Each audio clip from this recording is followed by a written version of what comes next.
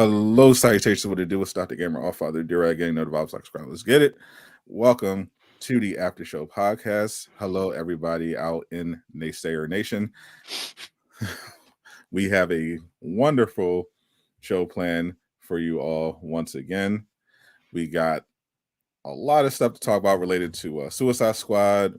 We got info on new state of play. We're going to be talking, of course, about the thing no one can stop talking about, which is, of course, Marvel's Echo, and and we'll also talk about What If Season 2 because we missed out on that. But most importantly, I am joined by the spirit of Casual Avenger. He's not. His real body is currently stuffing its face in a deep dish. So shout out to you. But in the meantime, I have the non-corporal form of JayShockblast. And this is a very fair question.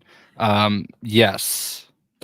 Yeah, pretty much. Yeah, I think that I thought everyone knew that by now. Yeah. I just had to change it up from redacted and unredacted. And that was the most clever I could be in the moment because I am very excited to get my dead shot on. Yeah. He means Captain Boomerang, the superior character. Look, I don't dispute that Captain Boomerang is great. We got tons of news today. So much. And in like the best for us way possible because we got to break that, but probably not the most probably not the best way for the masses necessarily. I think they probably should have done a live stream with that. Or even like a YouTube premiere, or that should have just been Insider episode 3 and then episode 4 should have come after. But by all means, let us make the videos and stream it live and get the views. Yeah, I will happily do all of that. Yeah. I have no problem. Hold on, let me. The tide is changing. I feel like this week has been a very big week. Obviously, if you follow my channel, you know that I was able to talk about my trip to California to play Suicide Squad Kill the Justice League. I guess I could theoretically pull up my Facebook and show some pictures at some point from the event. It was a really great time. I got to play. I've seen people try to like put into perspective how long we had with the game. We got there at like 10 a.m. and left at like 5. So we played a good 4 hours or so. Like I have like at least 4 hours of footage, and they didn't let us capture everything. It was a good time, and it's been really awesome kind of seeing everybody that got to go put out their content. Obviously, the content creators seem a little bit more excited about it, As and usual. the traditional Hold media. on, Jay. You mean fanboys? Okay. Yes, us fanboys. Listen, somebody today trying to tell me that I'm being biased. Like, yes, it's literally my opinion. All opinions are biased. You know what I mean? Like, yes, I was asked to tell you what I think about it. This is what I honestly think. No, what he means is that you're biased by money. He's calling you a shill. Yes, I have not. Listen, I'm waiting for that paycheck that everybody keeps telling me I have. You know what I mean? Same. So, but like, yeah, it was such a great event, and obviously IGN did not have as good of a time. There were a couple other outlets that weren't as glowing, but there were some that were. I think I saw like Game Informer seemed to have a good time. Game Informer, Game Radar. Yeah. Yeah, they enjoyed their experience. Yeah, IGN, has been heavily mocked for their review. Right. But and that's what I think it is. I feel like sometimes there's like these approved games to shit on, and like when that happens, like when they get that whiff, that aroma, that this game might be on the list, they like jump on it like sharks. You know what I mean? Yeah, and they found out that this was not that one of those games apparently.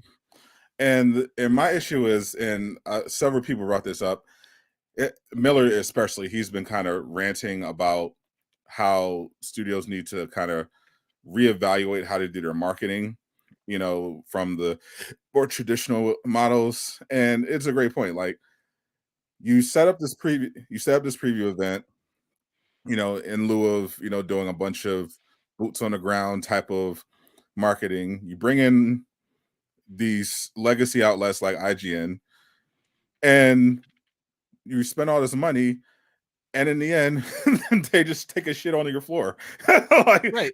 like, how many? There are so many people that could have been there instead of IGN, who would have not only probably got similar or more reach, but they also would have given the game a fair shake and not got mad because the Flash was, too fast for them to mindlessly hit.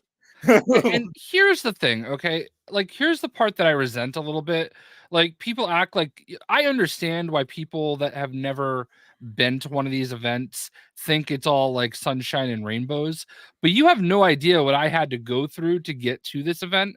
So, first of all, I had to leave my house at 5 a.m. All right. Mhm. Drive an hour to the airport. I got to the airport at 6 a.m., check my phone. My flight has been delayed by an hour. I'm like, all right, fine. A little bit time passes. My flight gets delayed again from 7:30 to 8:30 to 10. Then my flight gets changed again to 2 p.m. So I am looking at being at the airport for 8 hours before I finally leave. All right. And then I'm gonna fly 6.5 hours across the country in a one-way flight, like boxed in. I'm not a small guy. All right. It's not comfortable. All right. The whole process. And then you get there. All right. And I don't know if you've ever been to LAX, but they I now have not. have this special lot off site that you have to take a bus to in order to get an Uber or a ride share. Like, you can't just get a ride share at the airport. Like, so You have there's to take you have to take a bus to yeah, you have to get on a bus so you can order an Uber. to go to this huge empty lot. All right. The first time I did it this summer, I didn't even know what I was doing. I just saw everybody get on the bus. I heard somebody say rideshare. I said, well, it's either this or I'm getting sex trafficked. So let's just try YOLO, you know? So, so Fortunately, he was not traffic, but holy LA is terrible.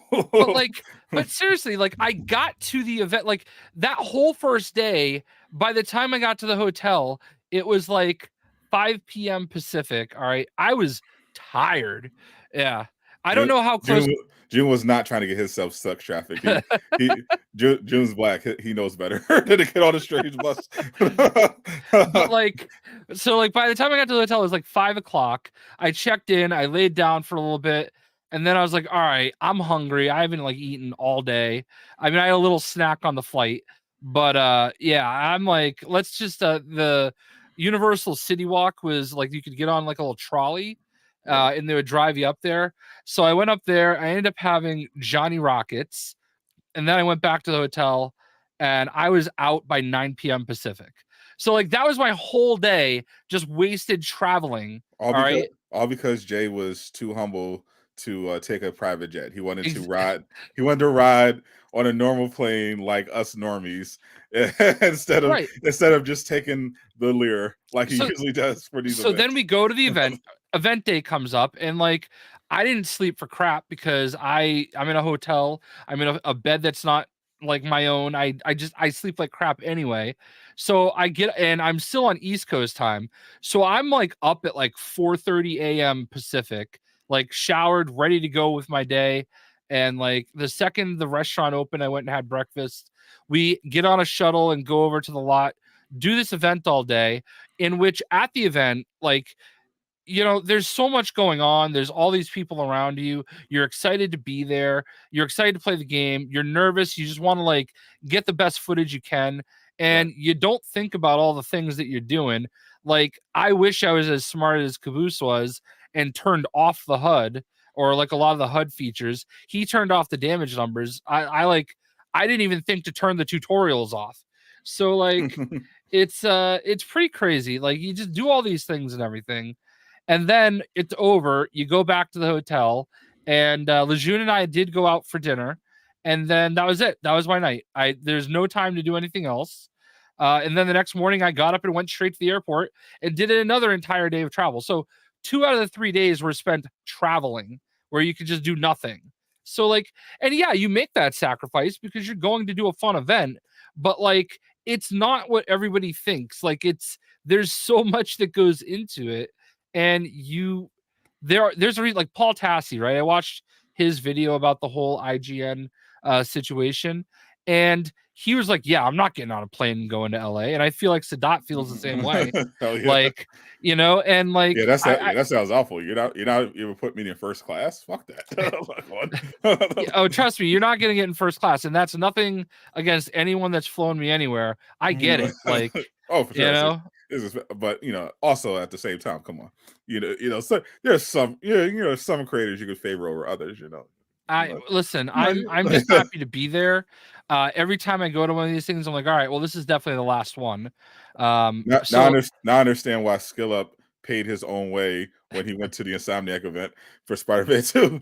It's like I ain't sitting, I ain't finished saying coach with you fucking plebs. I mean, I could have upgraded my seat to first class if I wanted to, but I wasn't paying. It was like $800. I do not have $800 to upgrade to first class. Skill Up, I'm sure Skill Up does. just give me an aisle seat, okay? I'm good. So anyway, so that's what it's like to do one of these events, and no cap, I need that first class, bro. I've flown first class once before to Vegas. I used my like credit card points or something, and I got to do like a free upgrade to first class for one way, and it was cool. But nice seat. Depending on the event, if I got flown out, like I would definitely upgrade to first class. Nonstop to California, maybe. But like when I did some of these events, honestly, the next New York event, I'm almost tempted to just drive there because it's like 4-hour drive, like with traffic. When I went to the Lego 2K Drive one, I didn't realize how far away from New York City it was. So like I flew into New York City. Actually, I think I flew into Newark, and it was like the same distance. And it was like we drove like an hour and a half up to the event. But if I had just driven there myself, it was like a 2.5-hour drive. So I spent more time traveling than I would have if I just drove there myself. I could legit Uber to New York. I'm not even that far. Yeah, and there was nothing around the Lego place, Legoland, New York. Like to get you, it was like a $20 Uber ride to go to the closest civilization. So you were kind of just like stuck at the place, So like I'm not complaining. I ended up like a little bit. Well, no, I'm just explaining like the situation because you're out at these places and you're kind of like stuck wherever you are. You don't have your own vehicle. If I had driven there, like I ended up leaving a day early. I rented a car and drove home because they actually gave us an extra day to go to the park, which is crazy because nobody ever gives you like an extra day to just do whatever you want. Hang out. Yeah, that's very generous. And I had already seen everything in the park I wanted to see. Of course. So I was like, I'd rather go home. That was right when Thor had his thing. Right. So I was like, I'd rather just go home. So I ended up renting a car and driving home and like skipping the flight, and it is what it is. I wish if I had done that over again and realized it, I would have just driven there and back because I would have been a hero. I would have had a car there and like I could have just driven people back and forth to where everybody wanted to go. Instead, everybody was like getting Ubers together and stuff. And I could have fit like 6 people in my car. You probably would have ran into James Gunn. You could have gave him a ride. I thought I saw James Gunn at WB. I swear to God, I thought I saw him. All right, here's what we'll do while we're just doing this real quick. Should have invited him on the podcast. Seriously. All right. So while we're just talking about the event, and then we'll get into everything. Actually, you know what? I'm going to invite him on the podcast. Okay. Matter of fact, I don't have a Threads account. Use your Threads account to invite James Gunn on the podcast. All right. So this is the event that we went to at WB. You can see the Animaniacs live right here at the famous tower. A video There it is. You see the top of Suicide Squad could have Justice League now playing in there's theaters Uncaged everywhere. Games. So there's the man Lejeune. I almost said I know Laboose. the guy. Laboost. Laboost is Lejeune, crazy. Caboose, and Uncaged Games. Well, they are both making the same symbol. It's almost like a fusion dance. Yeah. Fuse it to Laboost. There's the tower. The tower. They had like all these posters up at this theater, which is pretty sick. There's a really cool view of the whole theater and everything. This is I don't know how to say it. That's King Shark. This is some of the props they had. It's like Harley's jacket. Yeah, I got Harley's jacket and her baseball gear. bat, all her stuff. That's pretty cool. Did you try it on, Jay? No, we weren't allowed to touch it. Oh. So obviously you had Deadshot stuff.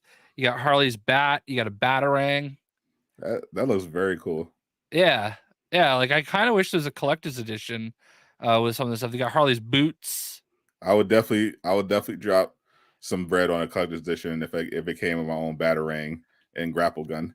Right? Yeah, Captain Boomerang's boomerang. Bro, that's sick. Some more Deadshot stuff. So yeah, you had that. Then here's some actual still photos of all of that. That's insane. Yeah, so this is really cool stuff. You got this some of the different posters and billboards you can see. Zatanna. Yeah, you got Zatanna. That we saw that on like the side of one of the buildings. This is one of the stages on the WB lot. I think Casablanca was filmed there. That is the WB Studios fire department. They have golf fire department. Yeah, they have their own fire department on studio set. That's money. That was my sweet hotel room. It's kind of nice. It is actually pretty nice. Very cozy. There is King Kong. This is the city walk. We went to I took the June in here. We went to Things from Another World. Took him shopping. That's nice of you. Walked around in here. This is the city where all the food was. They have this sorting hat signed by Robert Pattinson. My mother-in-law is a massive Potter fan. She's like, why would he sign the sorting hat? I don't know. There's a Patman because he's Robert Pattinson. Yeah. This hoverboard signed by like 5 people from Back to the Future. That's fire. Are those from Heat? Those are just display, or can you buy them? Oh, these were very much for sale. This mask from Heat was $4,000. Signed by Al Pacino, Val Kilmer, and Robert De Niro. How much was the sorting hat though? I don't remember. I can't see it. $1,500 for Val. Let me go back to the sorting hat. Maybe I can see it. Val Kilmer's helmet from Top Gun. No, I can't see the price there. Damn, so, I might have bought that one. Big old amazing Spider-Man. Ooh. They had Super Nintendo World, their own store. June 50 Comics, Dodgers Clubhouse. All right, that's it. They call him Generous Jay. I did say Lejeune. I kind of wish I after we left, I was like, man, I should have just picked up dinner. Not because I'm like rich, but I was like, this is Lejeune's first time here, his first time doing this. It just would have been, I would have felt like, I don't know, would have felt good to be able to like make sure his first time was memorable, even though I know it was. Because he got to play with comic historian, you know what I mean? For the record, if WB had invited me, I would have paid for Lejeune's dinner. Yeah, I have regrets. But I should have big timed it. But anyway, big timed it. But it's all good. But it was still a great week overall. Suicide Squad, despite people desperately trying to make HUD Gate happen, it's just not happening. This is the new Puddle Gate.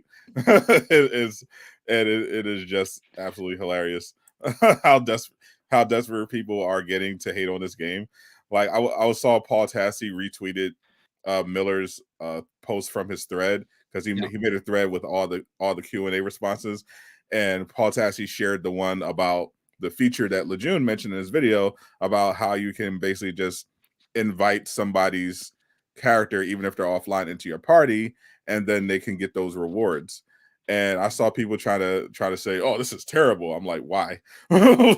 Somebody actually tried to say to me that, "Oh, yeah, this is so great," until somebody takes your character and changes everything. I'm like, that's not a thing. You literally You're, can't. you literally can't. They, Like, people are they, making up so much. they explained exactly what it is in detail. You're inviting an AI into your party that has that player's build and everything like that. You're just inviting that character in your party as an AI, and you earn, and they'll get experience and rewards as you play. It's not all this stuff about, oh, I'm gonna change it. No, that's not a thing.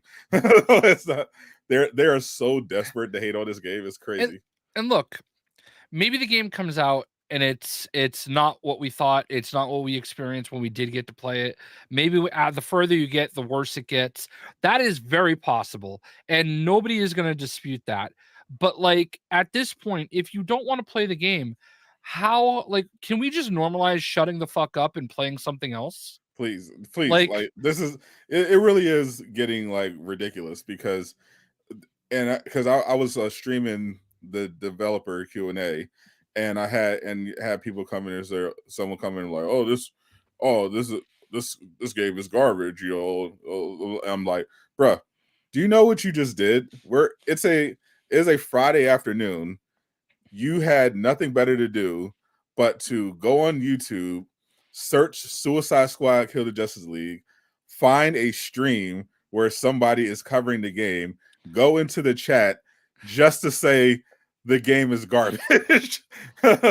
Like, that's so weird. Like, do they realize how weird they are? and I can always tell when, like, one of my tweets gets like posted in somebody's Discord, because I'll have some tweets that's like, "Oh, all right, it's been a few hours, it's got like 1,000 views," and then there's another tweet and it's got like 11,000 views but Yeah. not very many retweets. I'm like, all right, somebody's passing this along, and then the weirdos start responding to it, and it's like, all right, yeah, cool. Yeah, Like, it's like seriously, it's weird. Like, they're, and you can literally, you can check their account and they'll have like hundreds of tweets about this particular game that, by the way, they said it's terrible, it's garbage. You know what? I never comment that much about anything I don't like. If I see a game, a movie, or a show that I'm not interested, not even hate, like they hate this. I don't even, if I don't care, if I don't hate it, I don't talk about it. I played Godfall at launch. I got it along with Miles Morales for my PS5. I played it for a couple hours, thought it was dog shit, deleted it, never played it again. Did I go on Twitter, find the official account, and respond to every comment that liked the game saying they're shills, who paid you, it's bad, and then proceed to do that for the next 6 months every time they drop an update? Oh, dead game, chill. No, because I'm not a sociopath. I have a life. I'm not a weirdo. it's so funny how that works though. But that the thing is that's their video game, because they're too cheap to go buy one, that they're just gonna play Twitter You know, and like you let know what? everybody know how sad they are. I think I have a theory.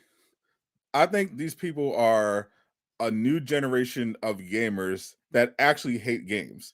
They don't play anything. They don't actually play games at all. They're, to them, the game is complaining on Twitter. Like, that's the actual game itself. They're not excited to actually play it.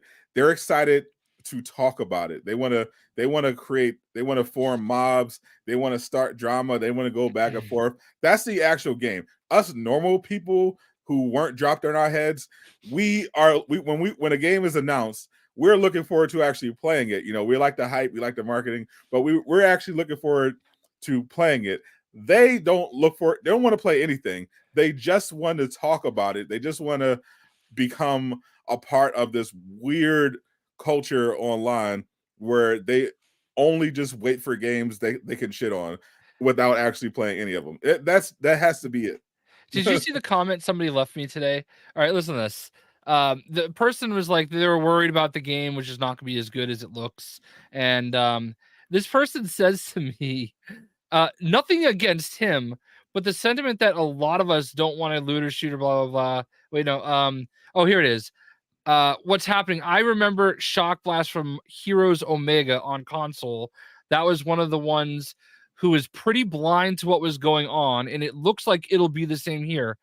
Like, motherfucker, I put 6,000 plus hours into Marvel Heroes before you even knew it existed as Marvel Heroes Omega. You were literally in a squad with Brian Wagner, who worked on the game.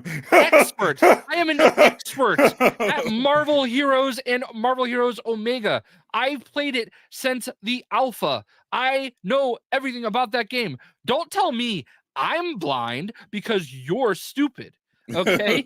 Like, that game had one of the fairest monetization practices I've ever seen. The whole game was free. You could get a couple characters for free. You could earn some for free. And then whenever they put out characters, it was $20. You got a bundle with the character, a suit, and a couple other things. All right. I think that's pretty fair. Sounds fair. All right. So I don't know. And there were bundles. There were bundles where you could get a bunch of characters. It was just, people are crazy. It's definitely part of, and there's definitely an issue where where you have grifters who just want to farm drama, and like they'll, especially annoying are the ones who pretend like they're being fair and in good faith, but they're really slimy. like it's really annoying, and they're helping to foster this culture that's developed online where if you're excited about a game that a certain mob has decided is bad, they can't accept it no matter what. You have to be, they can't be, there's no possible way that they're wrong, of course, until they are. See Spider-Man PS4. But they're going to insist that nope, the game is bad. We didn't play the game, but we know it's bad. Your experience doesn't matter. You're just paid. You're just a shill. You're just a fanboy. That's the only thing that exists in their world. There seem to be like three arguments right now, like three arguments left for people. Number one, I hate it because it's not another Arkham game. Like, it's not another Batman game. Number two, I hate it because we don't need any more looter shooters. And number three, I hate it because it's a live service. Like, blanket statements. Like, you don't know. Like, I've said this a bunch of times lately. Look at Spider-Man, the state of Spider-Man right now. People are losing their shit because New Game Plus isn't out yet. Like, New Game Plus is going to save their lives because then they can play it again with their stuff. But they're looking at playing the same exact game over and over and over again. All right. Instead of having a game that is alive, that, you know, maybe every so often you have to put $20 or $30 into if you want some skins. But they want that too. They want that too. They want the DLC for Spider-Man 2. They're asking for it all the time. They're excited about it, but because they're stupid, they don't put two and two together. That's why I made that video breaking down what live service actually means. Like, I took the actual comment that the CEO of Warner Brothers made about their live service ambitions, and I was like, he actually gave a very thorough explanation, which breaks down exactly what it is. So I translated that basically to the audiences who may not understand his big words. And plays Argo 5,000 times, and people still were too stupid to understand what I was saying. Like, what I was literally saying is that what you consider live service is just a design philosophy of giving players an incentive to play a game more, to come back to it, to spend more hours on it. It just because a game, and all sorts of games can have live service elements. Most do. And I use as an example the fact that even though Suicide Squad is a live service game, it's designed to have replayability. It's releasing post-launch content, but that post-launch content is free. All of that is a way to keep people on the game. At least earnable. At least earnable. They keep saying earnable. So I just want to make sure that, like, we don't get like caught up in it's definitely free. They're saying earnable, so there might be something that goes into getting it for free. Anyway, I just wanted to clarify that just in case. Yeah, for at least the first year from what I heard. Right. So that's a live service game. Obviously, everyone understands Suicide Squad is a live service game, but they won't say the same thing about Arkham Knight, even though it literally had a paid season pass with new playable characters and new skins. And it was, unlike Suicide Squad, it wasn't free or earnable. You had to give them money for it. But they don't associate that with live service because they don't understand what it means. And that was the point I was trying to make in that video. Games can have live service elements, and many do in this day and age, but that doesn't mean live service is, loot boxes and everything like that. It's just a term to describe the philosophy of trying to increase player retention and replayability, and to and in other cases monetize beyond that initial purchase. That's what it means. So I use Arkham Knight as an example with their paid season pass, Spider-Man PS4 with their City That Never Sleeps DLC. Those are all games with live service elements, even though they're not technically full live service games. That is the pretty standard model. God of War Ragnarok just released free DLC as a way to get people to buy the game and come back to the game. That's a live service mentality and approach.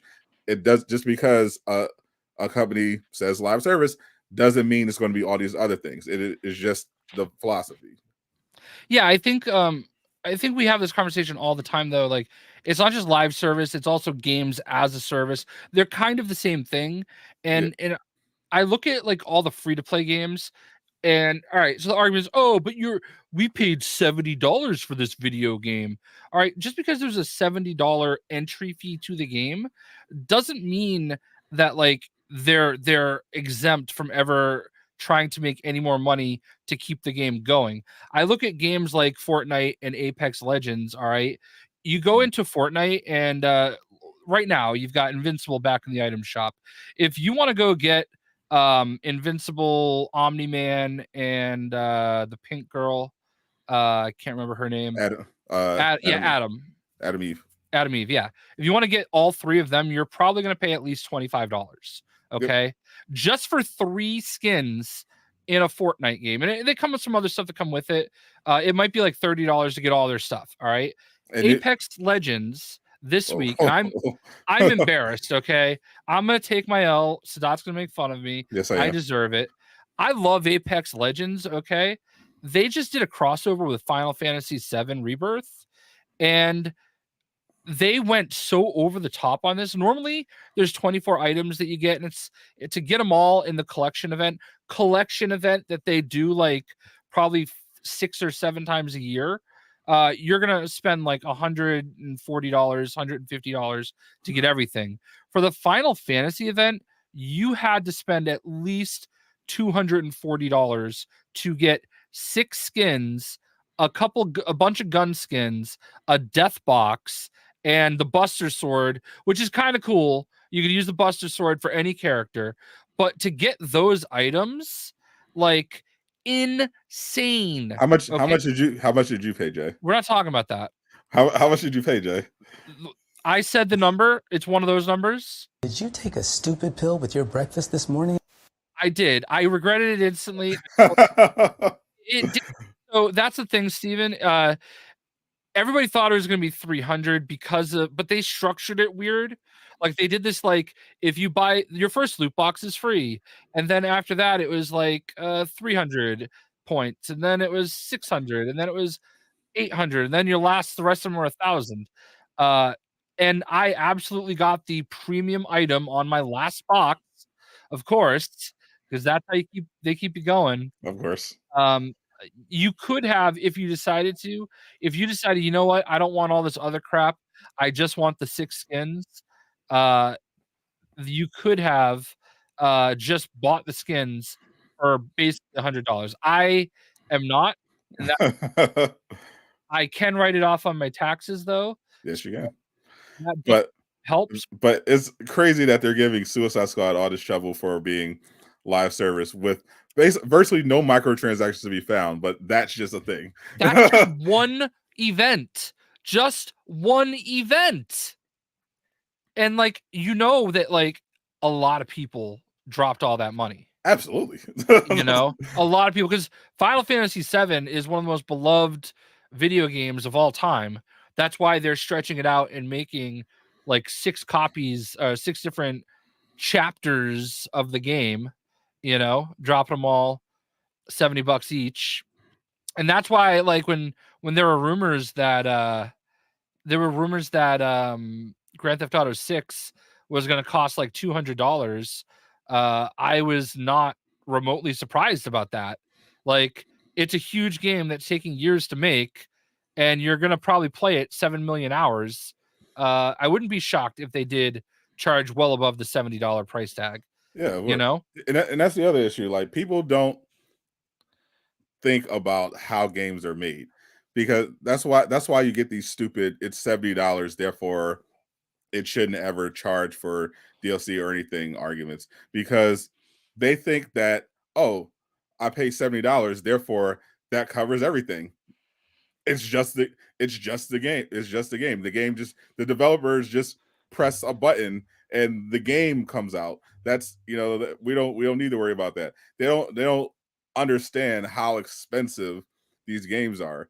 Like, they're not just going to start making the stuff for free, like, just because you pay $70. So what if you want, you're paying $70 for all the work they did previously. If you want them to keep working, then naturally they have to keep getting paid, because they're not going to be working for free. This isn't the day before when they're volunteers full time. These are actual legitimate companies where people are getting paid, and all this stuff costs money, especially when you're dealing with if you're dealing with a licensed game, because you have the license fee on top of that, plus the cut that the company, like, for if it's Marvel, for example, you got to pay them a licensing fee annually. You got to pay, they get a cut of the profits. So you have to factor all that in, on top of having to pay your employees to make the stuff. But I paid $70. Shut up. Yeah, listen. Neither of us are like want to spend $70 either. You know what I mean? Like, neither of us are advocating, continually having to spend money on these games. Like, that's not our goal. What we're saying is that if it's something that we like and we want to continue playing it, we understand that there is a cost associated with it, and we're willing to pay that price, regardless of the fact that one or both of us might be just getting games for free.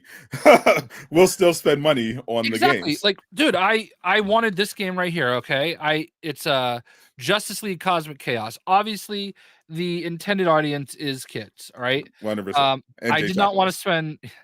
I didn't want to spend $60 for it, because I didn't really know how much I would play it.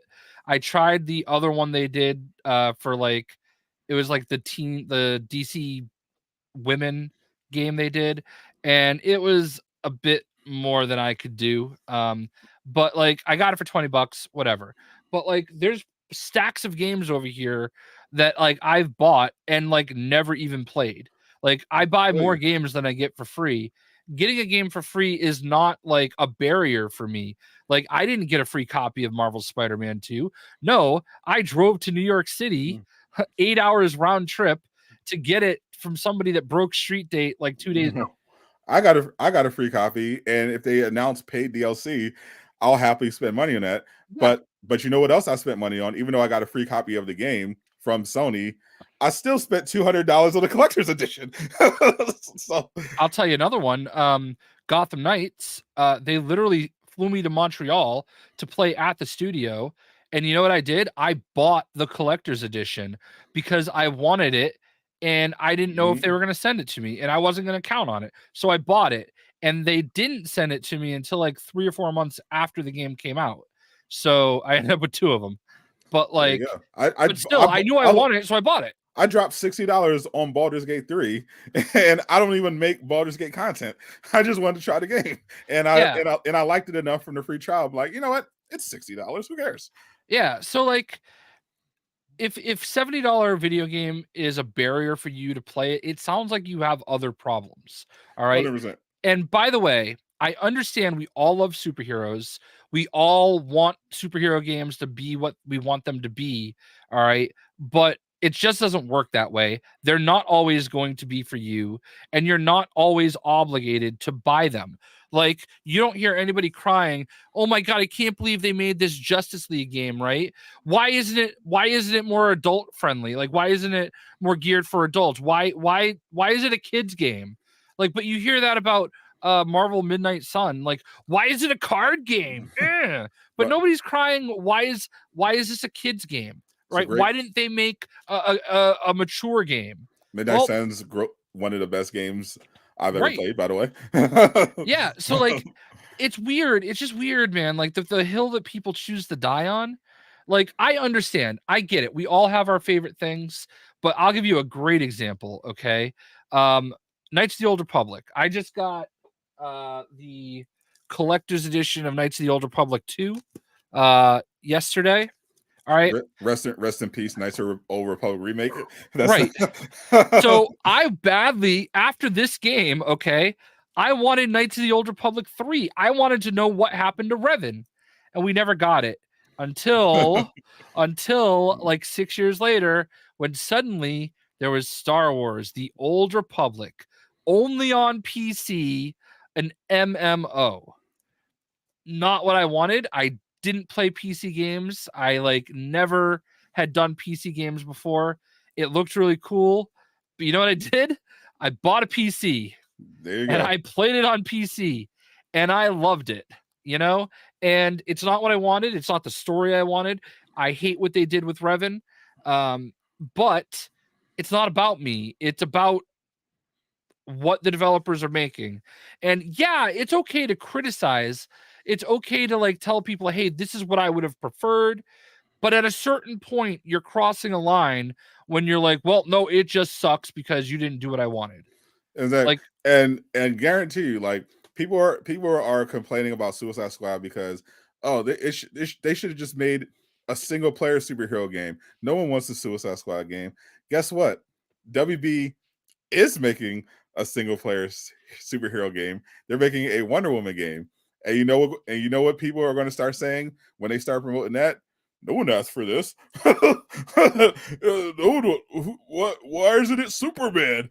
Why isn't it Batman? Who asked for a Wonder Woman game? You know how I know? Because they're already fucking saying it. I got comments already on all of my Wonder Woman news videos from bozos who hate women, who are just like, who asked for this game? Why is it Superman getting a game? Why does it have to be Wonder Woman? It's probably going to be woke. Yeah. I mean, I've actually been seeing a lot of comments about what's that team that was involved in Suicide Squad that is more along the woke lines. Are you talking about Sweet Baby? Yeah. I've seen some comments about that lately, like, I'm not buying it because Sweet Baby's involved with it. And I'm like, I don't even know what that means, so I'm glad I don't care much. I mean, Sweet Baby was apparently involved in Suicide Squad and Spider-Man 2, two games that I played and I love so far. Oh my God forbid you have to play a mission as a deaf black girl. Sweet Baby was also involved in God of War Ragnarok, and I don't see too many people complaining about that game, especially after Valhalla dropped. Yeah. So kind of feels like it's about the game overall, you know? Yeah. One of my favorite things about that Valhalla DLC and some of like the free suits that Spider-Man has given out before is how people make that the identity of what every video game is supposed to be now. You know, well, they gave away free DLC for God of War. They put out free DLC for Ghost of Tsushima.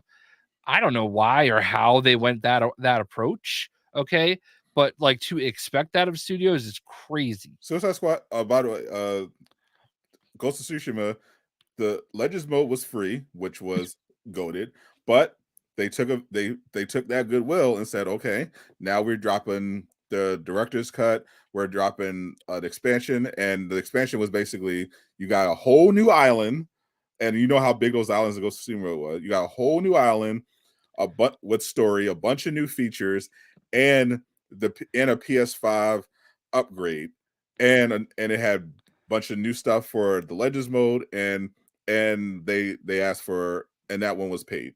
And you actually had most people were happy to pay. I was one of them. As soon as it went on sale, I immediately bought it. My biggest regret is that I have not I bought it, but I haven't gone back to it because I went to go back to it and the save didn't cross over properly. Okay. And I like forgot how to play at that point, and other things came out, and I just never went back to it. And I keep meaning to. Fortunately, I didn't have any problems, and I played it, loved it, but there were still people who were just like, "Oh, why does this cost money?"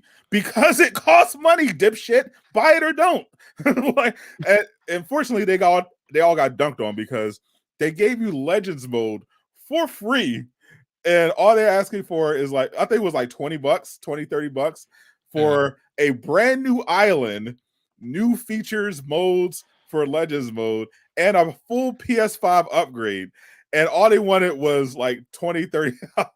And you still have people whining. Like, come on. That's half the price of a full game. Anyway, we got somebody waiting backstage to jump in here. Yes, we sent out the bat signal, I guess. We sent out soon? We sent out the suicide signal. Nah, that doesn't work.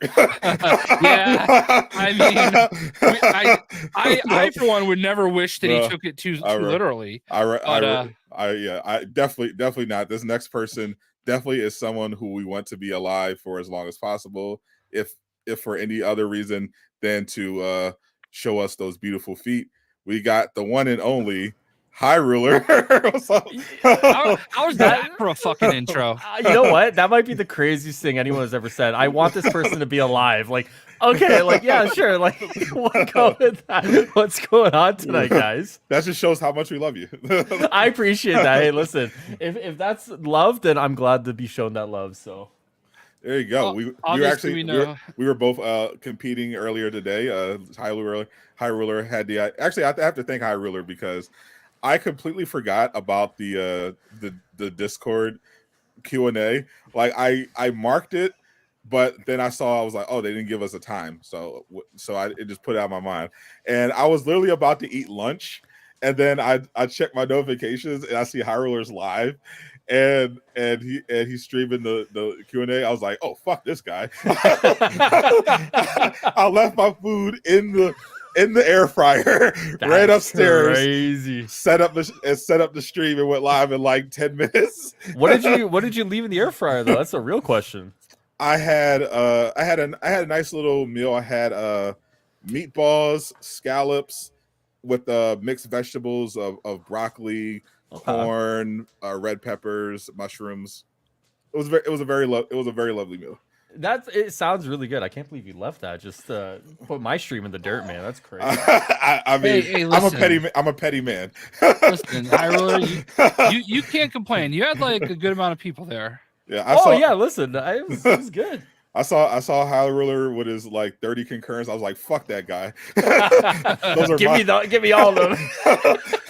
those are mine. I just didn't want to join the Discord, so Of course, Jay didn't want to get a special treatment. I hate notifications. Like your freaking Discord had 97 notifications earlier.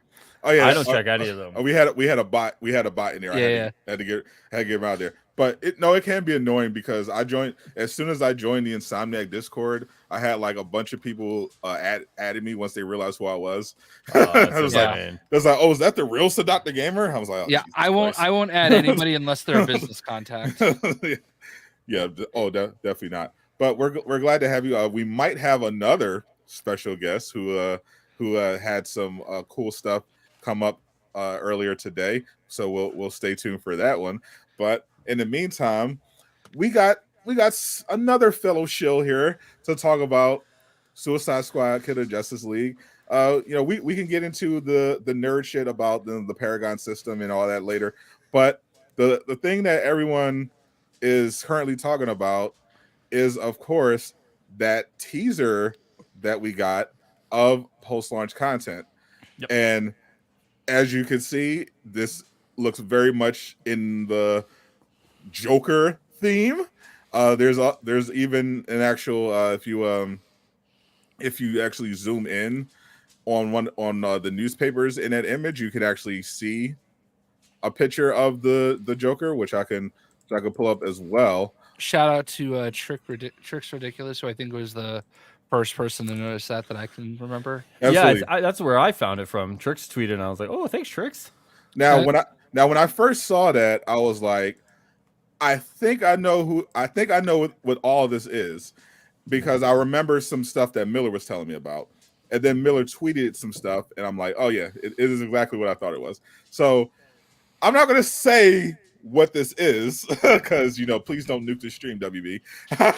I'm not saying what it is. I'm just Joker is in the image, so we're just saying it's Joker. It's Joker adjacent. Joker is involved to some degree, and this is supposed to be post-launch content. They're going to go into more detail on the episode 2 of Suicide Squad Insider. Actually, I got this right here pulled up. This is a zoom in from the actual image. There you go. First look at Joker right there in game, all blown up.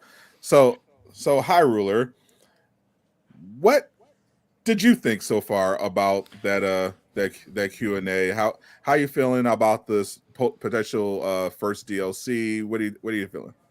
I think there's a lot of good stuff there.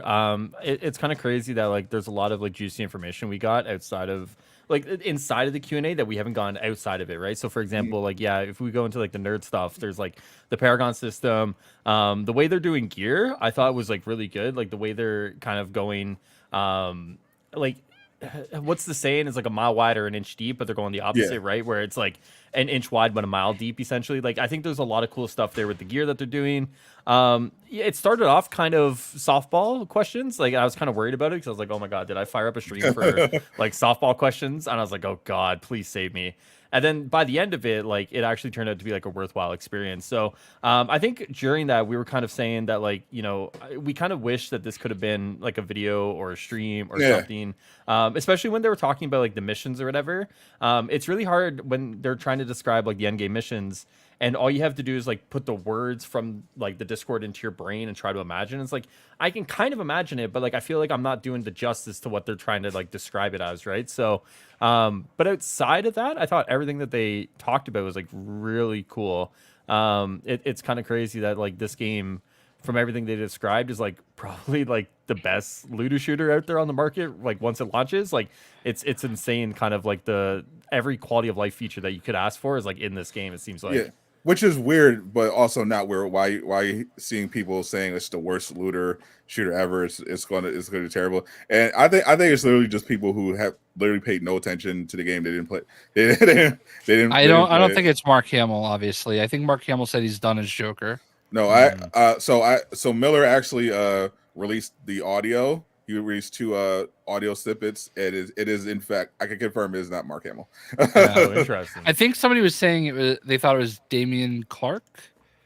I think that was his name. I think that's what I saw Stardust say. Now Jay, obviously, you're of course on WB's payroll, so I know you loved it. But just for the sake of the conversation, what did you think of the Q&A? I didn't think it should have been in that format. I understand they're rewarding their Discord people, and it's probably exciting, but I guess it's the same as doing like a Reddit AMA, and I mean that's definitely something that's part of the process. But right. I really felt like this should have been recorded, not like anything fancy. They could have just done like a Discord call and like. Recorded it, edited it, and put it out. I agree to a degree, but here's the thing: why I don't think it's a big deal. I think they made it I think they're pretty clear that they're about to have a lot more in Insider episode 3. Yeah.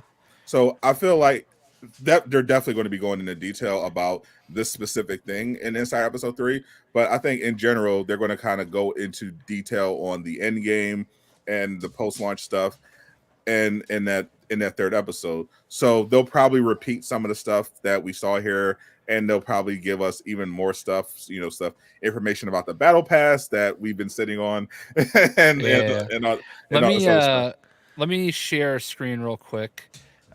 This is who Miller think. I mean, I think you have to stop sharing. Yeah, this is who Miller thinks it is. Damian Clark. He was Handsome Jack in Borderlands, and also Cell in Dragon Ball Z.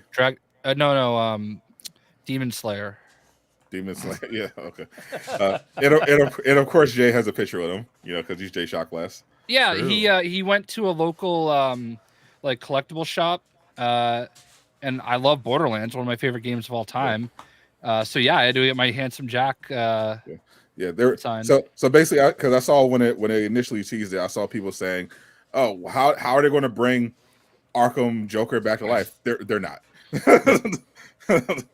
That's not a thing that's happening. Yeah, but now the thing that people are complaining about, I'm so sick of multiverses and blah, blah. Welcome to my world. I think what it shows though is that like this game could just never win. You know what I mean? Like they could give everybody everything, and like there's people out there who will find some sort of way to bitch about it. You know what I mean? Like I literally saw someone, and I saw this a couple of people. I think this is a new talking point they're trying to get going. They're like, "Oh, I can't believe a game that's not even out yet is already showing DLC." Oh my god! But if they weren't showing any DLC, they'd be like, "Why is this live service game not showing any DLC? I bet they don't have any content. It's going to be Avengers all over again." You know what, guys? I appreciate the intro where you guys wanted me alive, but I don't think I'm ready for this planet anymore. I don't think so. I'm over this. Like this is ridiculous at this point. It really is. Like the reach that people are going to at this point is insane. Yeah, you don't want a live service game to show you that it has DLC planned post-launch. Like what? Unreal. Like so many games do that. Like I don't know if these people like actually stick their head in the sand. Like they might actually. Yeah, they might, because like this is like not uncommon for a game to like showcase like what they're doing before launch. Like even like for games that have like seasons passes or whatever, they'll give like a hint of kind of like what to expect with the seasons pass so people can make their purchase. Like it's now starting to get to the point where like the goalposts are not just moving, they're like becoming like 2 miles wide from each other. It's ridiculous. They're not it's beyond just moving the goalposts. They're not that's annoying enough. They're literally just moving you to another sport. Like they're not even trying at this point. Like they're so desperate to find stuff to hate on. Which I think is a W, because if Suicide Squad was this terrible thing, there would be so much ammo to just dump on. But we're less than 30 days away, and we're at a point where we're complaining about the HUD. The UI is too cluttered. Oh, it's too cluttered. Sure, I know you can change it, but you shouldn't have to change it. Why do you need customization in games? It should just be the default. Like, oh my god, dude, those people are just killing me right now. Like the amount of people I've seen say like, why offer that? It's like, well, because not everyone wants the same experience. Like some people, like I probably won't touch the HUD. Like I'm gonna be straight up honest. Like that's just the truth of the matter. Like I'm probably gonna take the HUD as it is because I don't find an issue with it. But if there's someone out there that does, they can change it. That's a good thing. I'm gonna turn off the little scoreboard on the side, and I'm gonna turn off the damage numbers because I don't care about either of those. He definitely doesn't want to see the score because skill issue. You know what? I'm gonna just give you that one. Okay, you can have that one. No, well, I would probably remove that too because it's unnecessary, to be fair to Jay. To me, because unless I'm like directly in competition with the people I'm in the squad with, I don't need to see the score. But when otherwise, I'm probably going to leave everything as is except like the tutorials and the subtitles. Other than that, like I like seeing the damage numbers. It helps me like as some you can tell like a lot of these people that are complaining about this stuff don't actually play any games in the genre. They don't play MMOs, they don't play looter shooters, because I want to see the damage numbers, because if I'm testing a build, if I'm testing skills and I'm trying to see what is the most effective at doing damage, I kind of want to see the So let me take it back. When I'm recording the video, that's when I don't want the damage numbers. Yeah, if you're just showing footage just for the sake of it, remove the HUD so it looks as clean as possible. But if you're actually playing, I want to see. I want all the info. I need to see it. All right, so I want to do this intro here. Okay, it's not hard to find a better Canadian than High Ruler, but if you're going to, you might as well go from here to here. So, ladies and gentlemen, the one and only Miller with 8 M's. Oh, hey.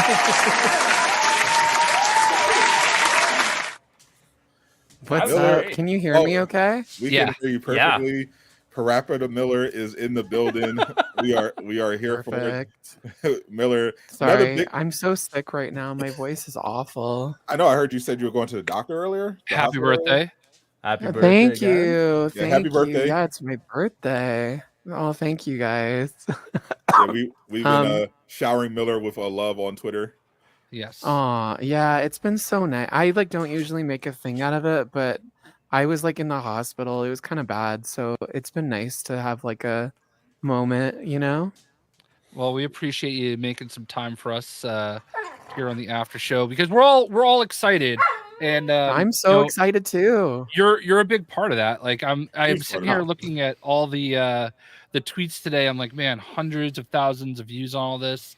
I can only imagine how crazy your mentions are right now. You got another. It's definitely a 20+ notifications day.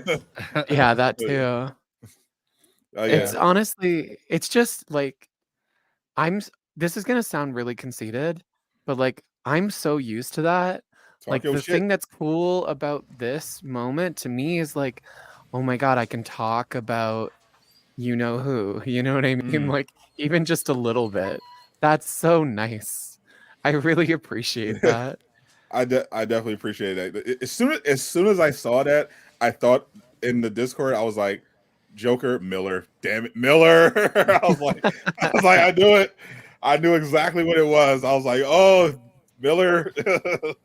he got another one. Of course, someone in the subreddit is going to be like, oh, he's just guessing, I mean, people one of the things that this cycle has taught me, having already just been through this, is it does not matter what you've done, doesn't matter where you've been, doesn't matter your reputation at all. People will just say anything. And I don't even know if it's a malicious thing, because I used to always sort of pinpoint. I used to have a thing in my head, a little Rolodex of oh, this person is from they roll in that circle, and then that's why, you know what I mean? I used to be way more attached to it, but I've totally let go now. It's just they're gonna say what they're gonna say. Yeah, pretty much. There's literally no point. Yeah, you I can't even keep track of it. There's so many. They just come out and with Avengers, there was 6 people that I could remember in my head and be oh, they're kind of douchebags. But there's so many. It's and they just keep popping up. And this sounds really, again, conceited, but I mean truly, it's who are you? Where'd you come from? How are you acting I you know what I mean? Really ruined your day, and it's I have no idea who you are. And it's always someone with an animated PFP or in 10 followers. Or just, I mean, hey, everybody starts somewhere. I mean, sometimes there's somebody, you never know. I'm not so great. Burners. It's definitely some burners out. A lot of burners out there. Oh, some of them are literal burners, which is really funny. When it's when it's the literal Kim Jong-un parody account or something, it's okay. Yeah, this is not the most serious encounter of my life. No, the most annoying ones, and also the obvious ones to just ignore, are the ones with blue check marks, but they have 100 followers. I was like, I know exactly. I I'm like, I'm not even going to bother to acknowledge you exist. Those people are like Yeah. wild, eh? Like imagine like and listen, you know, spend your money how you want to spend it, but like there's so many other ways to burn your money, you know. That's facts, bro. I mean, don't get me wrong. Like, I like living because like Twitter's my biggest platform, and being in a moment in history where like Twitter is really in flux, let's say. Yeah. I've definitely like from an analytics standpoint noticed the difference. Like even right now, like I remember the same period in Avengers, and I could talk, and like my following has grown since then, and I could talk, and it would spread like wildfire, and like even like the article that I published like last or earlier this month, Right. there like not only did it not catch in certain circles, there are like in today's news and like in the latest cycle, you know, it's one thing not to cover it. That's cool. I don't care. But like now people in their like little background part of their articles covering today are like going back to their coverage of the misleading leaks. It's like, oh my God, we're still doing this. Like, you know what I mean? Like it's one thing to again not cover it, but it's like, oh, you just don't know. Like it really didn't. Or maybe they do know, and they're just committed to pushing this anti-Suicide Squad. No, I think I really do think it's like a Twitter algorithm thing, and that's cool. Like it is what it is. Like I'm just happy though because on a personal level, like I've made so many. Like I know all of you from Avengers, but like my circle has continued to expand, and I keep meeting more cool people, and I'm just so blessed and fortunate for that. Like it's been a dream to like I got to talk to Jake Steinberg from oh my gosh, why is it only the new one coming to me from Game Explain, who I'm a big fan of. And then he like knew all this stuff about like my like first month on Twitter back in the day. Like he knew the deep Miller lore. I'm like, oh my God. You know, it's cool. It's just so nice. Like I'm so blessed. It's such a cool fucking life. Like, you know, how did we get here? I mean, you're not Jeff Grubb yet, but I don't think I don't think you completely realize how much people know who you are. It's weird because like I said, like I have reach issues too. You know what I mean? Like I think my platform is still pretty modest. And then, you know, something like that happens. I'm like, oh, okay. No, you've reached a lot of people. I could definitely say that, and I'm glad I've certainly pissed a lot of people off, especially this month. Especially people named Nick. Oh, I don't remember who that. Oh, him. Oh my God, yeah. Yeah, but that doesn't matter anymore because he doesn't work there anymore. I'm actually personally looking forward. Are you going to now it might be too premature to get into this because we're still Suicide Squad isn't out yet. You're still wait before we move on, just I don't want to move past that completely. Like, listen, it's my birthday. Like, I just want to say no hard feelings. Like, no hard feelings. Even people like because he like Nick isn't somebody, you know, like some random person that I've never interacted with and I'm just an a-hole. Like, you know, this is somebody who like I had repeated negative interactions with. Right. You know what I mean? Like I'm not going out of my way to call people out or like, you know what I mean? I'm really not that. Like that's why I've this had a was a couple person choice who ones also with tried like a to couple people, but even that he also tried to blacklist his own like, colleagues. Nothing against him. Like bygones be bygones. I mean, that's the thing. Like, based on what I do, like people are already gonna hate me. I don't need to give them any more excuses. True. By like, you know what I mean? Like starting fights or something. Like it's just not. And even then, it's not my character. Like, I'm very savvy. I can hold my own, but I'm really not looking for a fight. And so if you're listening, Nick, I apologize. You know, Imagine the Bryans of the world. I am sorry. Let's imagine if they're both in the chat. 20. It's my birthday. You have to forgive me. With that said, Miller, are you going to data mine the new Tomb Raider game? Am I lagging? A little bit. You're okay now. Oh no, am I lagging? No, you're fine now. No, you're fine now. Just a little smidge here and there, but you're fine. Good. Sorry, there's. I don't know if you know this. There's a terrible storm outside right now, like in Ontario. Oh, it's so it's bad. brutal. Oh, that's right. High Roller is also in Canada. Yeah. True. So I'm sorry. It if took I, like- me. Yeah. The time But it like doubled my anyways. time to get home. It was wild.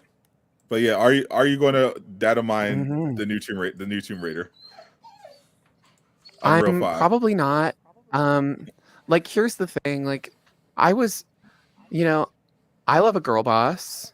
Like yes, queen. Okay, cool. But like, it it's just not really necessarily my cup of tea. And also now too, it kind of feels like punching down. Like Oh. I think they've been through enough. I don't think they Yeah. need a round 2 with Miller. I don't think I want that. Like, I'm just gonna let them be, I think. Although and that sucks because I feel like there's definitely people in the Tomb Raider community who've been very good to me, who I think would be disappointed to hear that. Yeah, But, and like, I'm sure not as disappointed as they were to go all of 2023 without an update.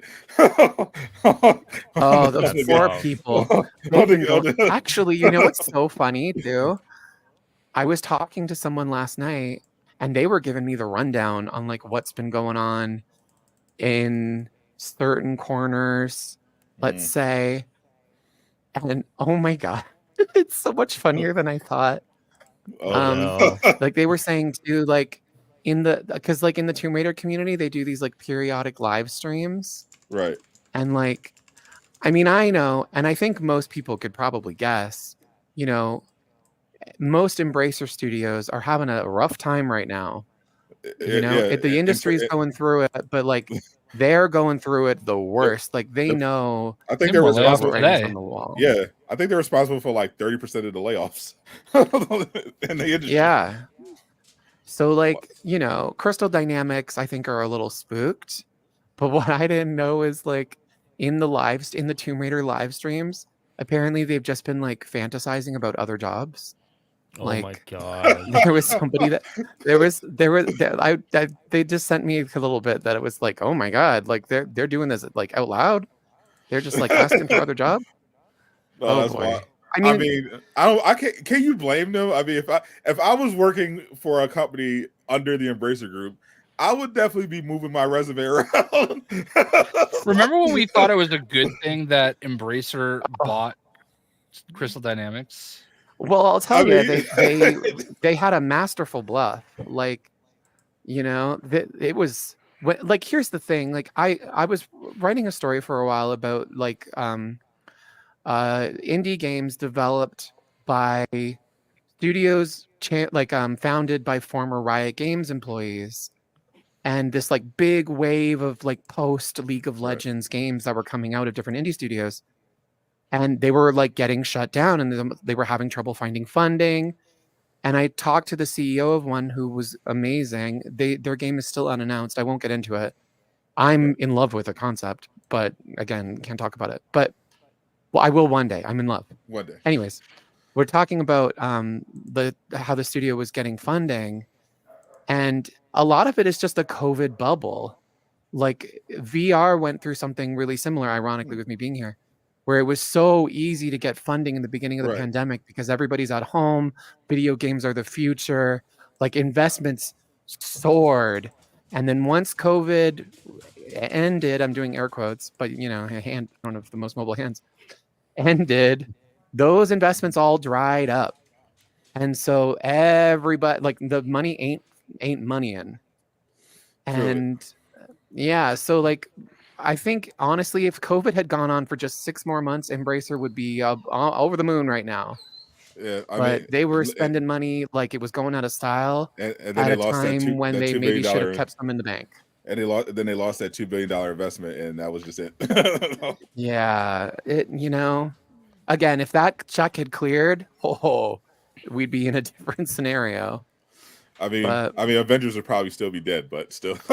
Well, yeah, they're kind of like, if you think about it, they're really like the Warner Brothers of gaming right now, where like they started this trend of major cost cutting, Yeah.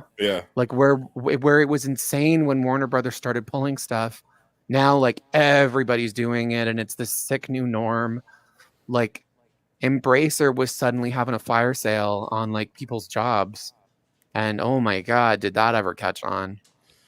Oh yeah, You know? yeah. I mean, yeah. When you see it even reaching Epic Games, despite all the money they print for Unreal and Fortnite, it's like, what the hell? Well, Epic Well, they spent Epic a lot of was money in that lawsuit.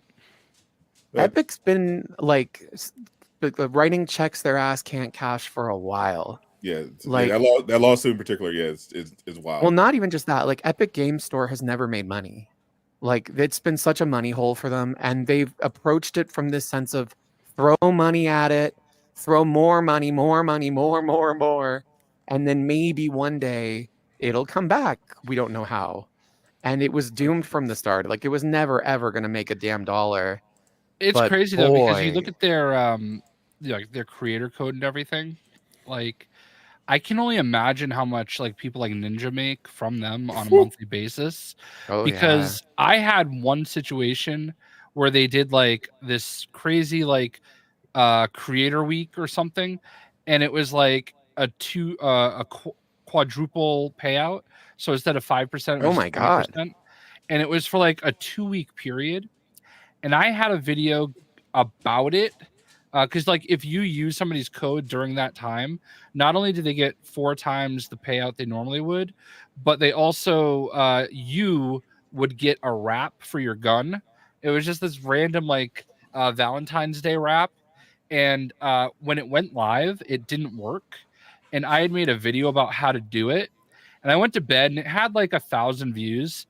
And I woke up in the morning and it had like 50,000 views. Oh my And I was like, Wow. whoa, what is going on here? Like, I didn't expect it to get like a lot of views. Like 2,000, whatever. I was just making it just in case, saying, hey, use my code. And then you can like see how many people use your code on a certain day. And it was like thousands of people for Oh my 2 God. weeks during the quadruple payout. Okay.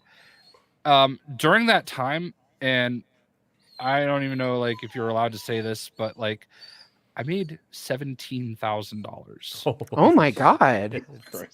Yeah, Whoa. that was That's during insane. that was during like this, because you have to enter in the code every 2 weeks, and I was like, oh my god, these people are gonna have their code in there forever because like they're just gonna forget to turn it off. But no, it like reset after 2 weeks.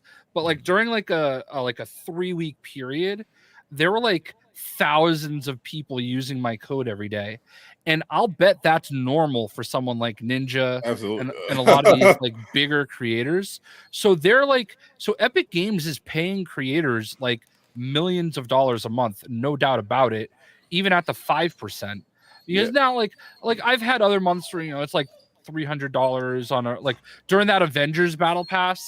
Like I was getting like $300 or $400 a month, but now it's like about 150 if I'm lucky, I don't like, I don't still. even play Fortnite. Yeah. I probably streamed it like 3 times in my life. Like occasionally if an interesting skin like Jujutsu Kaisen comes out, I'll make a community post about it and say use my code or whatever. But I don't make videos about it or anything like that. And I've still made like a couple $100 from the Epic Game Store. Yeah, and that's the thing. And that's the thing. Like, nobody does it for the Epic Game Store itself, though. Like, I can tell you, like, It's Fortnite. Right, it's just Fortnite, because you can use a creator code in the actual Epic Game Store, and they give us links that we can put out there. Like, if they click the link and buy the game, you get the credit for it and everything. And I can honestly tell you, in like 4 or so years that I've been doing the whole creator code thing, like I've probably only sold like 15 video games, period. Like, it's so rare. Yeah, it is. It's a literally terrible just for- storefront. It's literally just for Fortnite. That's what. Yeah, I don't even pretend like when I say use my creator code that is for anything other than Fortnite. I just don't even bother. Yeah, like it's funny too because a lot of their acquisitions have put them in a pretty not commanding space, but in at least a relevant space in like AAA. Like they published Alan Wake 2. You know what I mean? Like their name has been out there in other titles now. which also But didn't sell well, like, which didn't sell well, surprisingly. I know. I mean, a lot of that again is like you're not on Steam. Like Alan Wake did really well on Steam. Like Alan Wake is a title that I would consider to be at home on PC. You know, and if you're on PC and you're not on Steam, like you better have a solid fan base. Like, you know, you better be Overwatch. Like, you better be StarCraft. You better be, you know what I mean? Something. Because nothing else is making it like that. Well, it's kind of like a microcosm of like the way that like all the streaming services happened, right? Everybody wanted to like undercut Valve, you know, like, hey, we can have our own storefront. Then all of a sudden EA does. They have EA Origin, and then like just everybody was like, no, let's have our own storefront, undercut the middleman.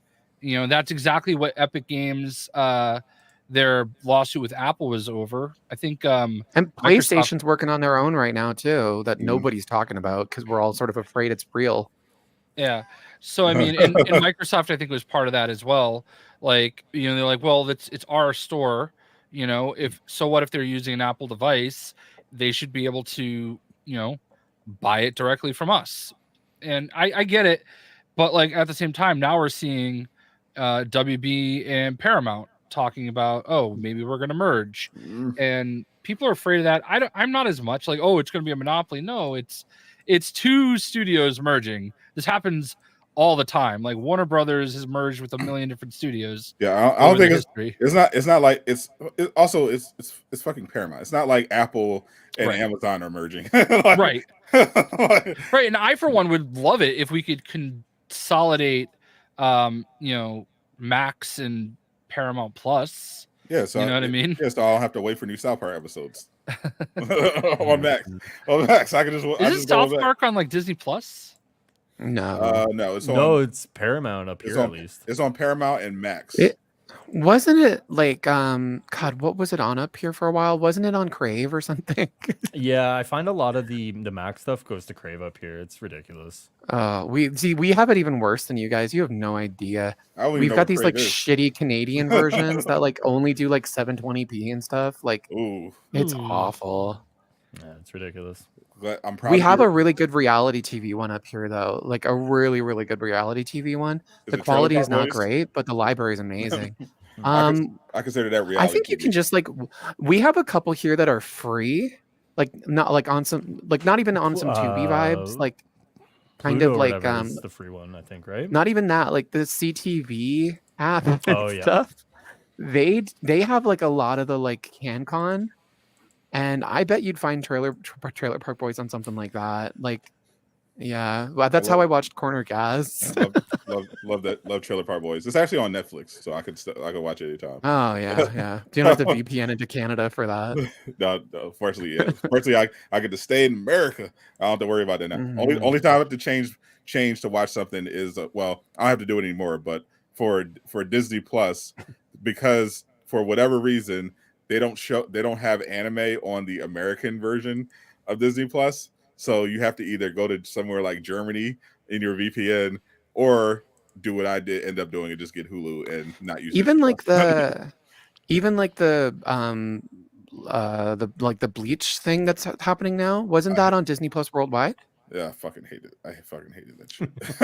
I mean, don't get me wrong. I'm not saying it was good. There's so many great anime that got their releases messed up because Disney was like rolling it out on.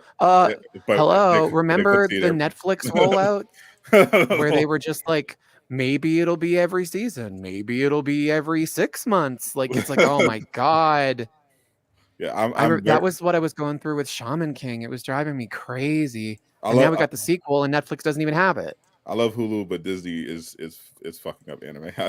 Everywhere is. Honestly, every time like something's just on Crunchyroll now, I'm like, oh, thank God. Yes, please. It's just so much easier. I wish everything was on Crunchyroll. I mean, I'm really into like, I love like one of my all-time favorites. I love Urusei Yatsura, which is the first hit from Rumiko Takahashi, who is the biggest comic creator of all time, sales-wise. I love Jay's face. He holds the record, and she is a woman.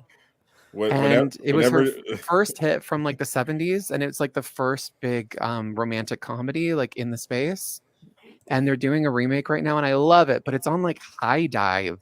I love Like I love high. I actually do love High Dive. Really? It looks janky, but High Dive actually has some really cool stuff. Like I mostly watch anime on Crunchyroll, but there are certain like really good high dive like exclusives, like your boy Kung Ming. I watch that on there. I watch Helko on there. I watch and I watch a bunch of really cool stuff on it. It looks like shit. Like like if you like someone like when you go to Crunchyroll, it like looks clean. All the thumbnails are like high quality, and when you go on High Dive, they look like they're in like the lowest quality possible. They're it's like it's kind of like your friend made an anime app and sent you the link, but Oh my God. but it's absolute dog shit UI. But I'm honestly just such a fan of Shinsuke Nakamura and his craft. He's just so good at it, and yeah, I thought I could slide one by there. Whenever Clearly, High Roller knew what I was saying. I got you. Whenever I talk about anime, Jay's just faces like I zone out. Yes. That's usually when I do my pee break, but unfortunately, I did an early one. So yeah, Jay's out of his element with anime, even though he's learning. He has watched one episode of Demon Slayer. I've watched one episode of Demon Slayer. Anyway, back to, we got a little sidetracked there. Yeah, we have so sorry if you could hear that, by the way. You're good. We have an expert leaker on here, absolutely, Jay. So we should talk about something that he is an expert in, and I think it would be a great time to get his insight as a leaker. Oh my gosh! On this information from fellow leaker Jeff Grubb, who dropped a banger. Yeah, we go way back. His buddy Grubb. We're like this. Yeah, he actually just got back from a cookout with Jeff. He confirmed on his podcast that there's going to be a Nintendo Direct next month, and there's going to be a PlayStation State of Play. Now he said he doesn't know exactly when the State of Play is, but he thinks it's going to be in the next few weeks. But he doesn't have the exact date. I made a video speculating about it, but as a fellow insider, do you have anything to share about the State of Play? Or well, it happens on February 12th. And no, I'm just kidding. I don't fucking know. Okay, wait, but wasn't there also like an Xbox developer direct happening or something? Yep. The big thing was that Tom Henderson actually reported. I think he might have been the first person. Oh my God, all the girls are out for this. Yeah, he was I remember he was the first person that I saw a tweet about it. He said, by the way, there's an Xbox thing happening today, announcement happening today. Today? And then I saw at the time when he said it. And then he said, and then Shinobi said the same thing, and then a couple hours later Xbox said, hey, Xbox Direct, first look at Indiana Jones game, and there's going to be when did that happen? Elder Scrolls. That was like 4 days ago. They did a first look at the Elder Scrolls, and I didn't even hear about it. It's going to be at the Direct. They're going to have Elder Scroll, they're going to have Indiana Jones, and they're probably going to be Hellblade too. But yeah, those are the big things I saw. Indiana Jones and Elder Scrolls are going to be out there. Oh, wow. It's on the 18th. Good luck. Yeah, it's on the 18th. Like I hear that's the thing. Everybody's doing something. We always get these at the start of the year, and they're usually great. Like, I'm like a Nintendo and PC guy, so like I'm usually like half checked into like PlayStation and Xbox like big reveals and stuff because well, I guess now with Xbox I'm like kind of into it because they do like day and date on PC. But when it comes to PlayStation, I'm always like half in, half out because I'm like, is this even gonna come to PC? Like, I mean, in PlayStation defense, they seem to be fully committed to the PC. I don't even mean first party. Like, I mean like half the time like some Japanese third party thing will happen. Like no Atlas game has well, not Atlas, no Vanillaware game has ever come to PC. Like there's still a lot of like weird outliers like in the Japanese AA space where it's like I can't get excited about this, I'm probably never gonna play it. Like it just came out, I forget, I think it was Henderson actually. Apparently this happened today. I was freaking out. I almost tweeted about it, but I know nobody that follows me cares. Apparently, you know, like Sega's reviving all those franchises. They did that whole like sizzle reel, which I'm obsessed with, like every single one of them. I very much care about that. Like Golden Axe was the only one that I'm like, because it doesn't look that great. But all the others, I'm like, oh my god, scratch the itch. Crazy Taxi, yes, please. Came out that they're doing it to even more franchises. And so Insider Gaming reported, well, that's Capcom. It's already come out that they were reviving Power Stone for 2025, I think. But they better announce that soon because I'm starting to get worried that it got canceled. Oh, please, God. Please do that. I know. I love Power Stone. And it'd be like, they missed this gen. Like, this gen would have been perfect for Power Stone. Like, I'm sorry. Like, they were sleeping on this. But anyways, my point is, Sega is also reviving Panzer Dragoon. They're doing a licensed Evangelion game, apparently, that's unannounced. And I can't believe they're doing it because I thought for sure the last time was like, we're done. They're also doing another Sakura Wars game, finally. And that was one of them where it's like, I was so excited for that and it never came to PC. So it's like, you know, like whatever. I also heard that Nintendo is going to be exploring more like third-party stuff, like working with more people to make third-party Nintendo games. I mean, Nintendo's in like a interesting space right now. I feel like they and Sony have the thing where like every time they win, they sort of kick themselves. You know what I mean? Like they grip defeat from the jaws of victory, you know? And they've had like a great year. They undoubtedly have. But I feel like the start of a gen is always shaky for them. Like, it's always this weird space where, like, especially if they have a platform that doesn't have backwards compatibility, like smaller games sell like 3 million copies for like no reason. And like, where the hell are all the Nintendo games? Like, everyone's just, it's like a desert for like a year and a half. But you usually get some cool stuff. Maybe they're doing ARMS too. I think that I would die. Like, I would die if they did ARMS too. Where's that? Can we talk about where's that, Jeff Grubb? Lejeune just did me dirty on Twitter. As he should. He does that. Yeah. Would you? I'm sure you deserved it. What happened? New meme. Jay's face. I'm listening to anime. Hey, by the way, I watched when High Roller tweeted that old video of you doing the OLT. I died. That was so funny. I can't lie. Yeah. I can't either. Listen, I'm okay being the butt of the joke. I'm fine. Jay's got a couple good memes actually. I've been using one all week. It's the screenshot from when he was doing Armored Core. When he was doing that Armored Core 6. Yep. Oh, that one. I want meme. that to be a meme. Like, that was fantastic. I love that. That's a great meme. Yeah, I love that I made that face. It was great. I'm obsessed with that. So, anyway, not to like change subject. Did we see Jason Schreier's article today? Yeah, a little bit of it. So it was. Yeah, go ahead. He put to bed all this Superman nonsense. The Superman. Actually, it's funny. I was just scrolling through Reddit game leaks, and I just saw it. Let me share it real quick. We'll get back to the state of play because I want to get into the stuff that we can potentially see there. But I mean, my usual take on a Nintendo Direct is like, please remaster the Xenosaga trilogy.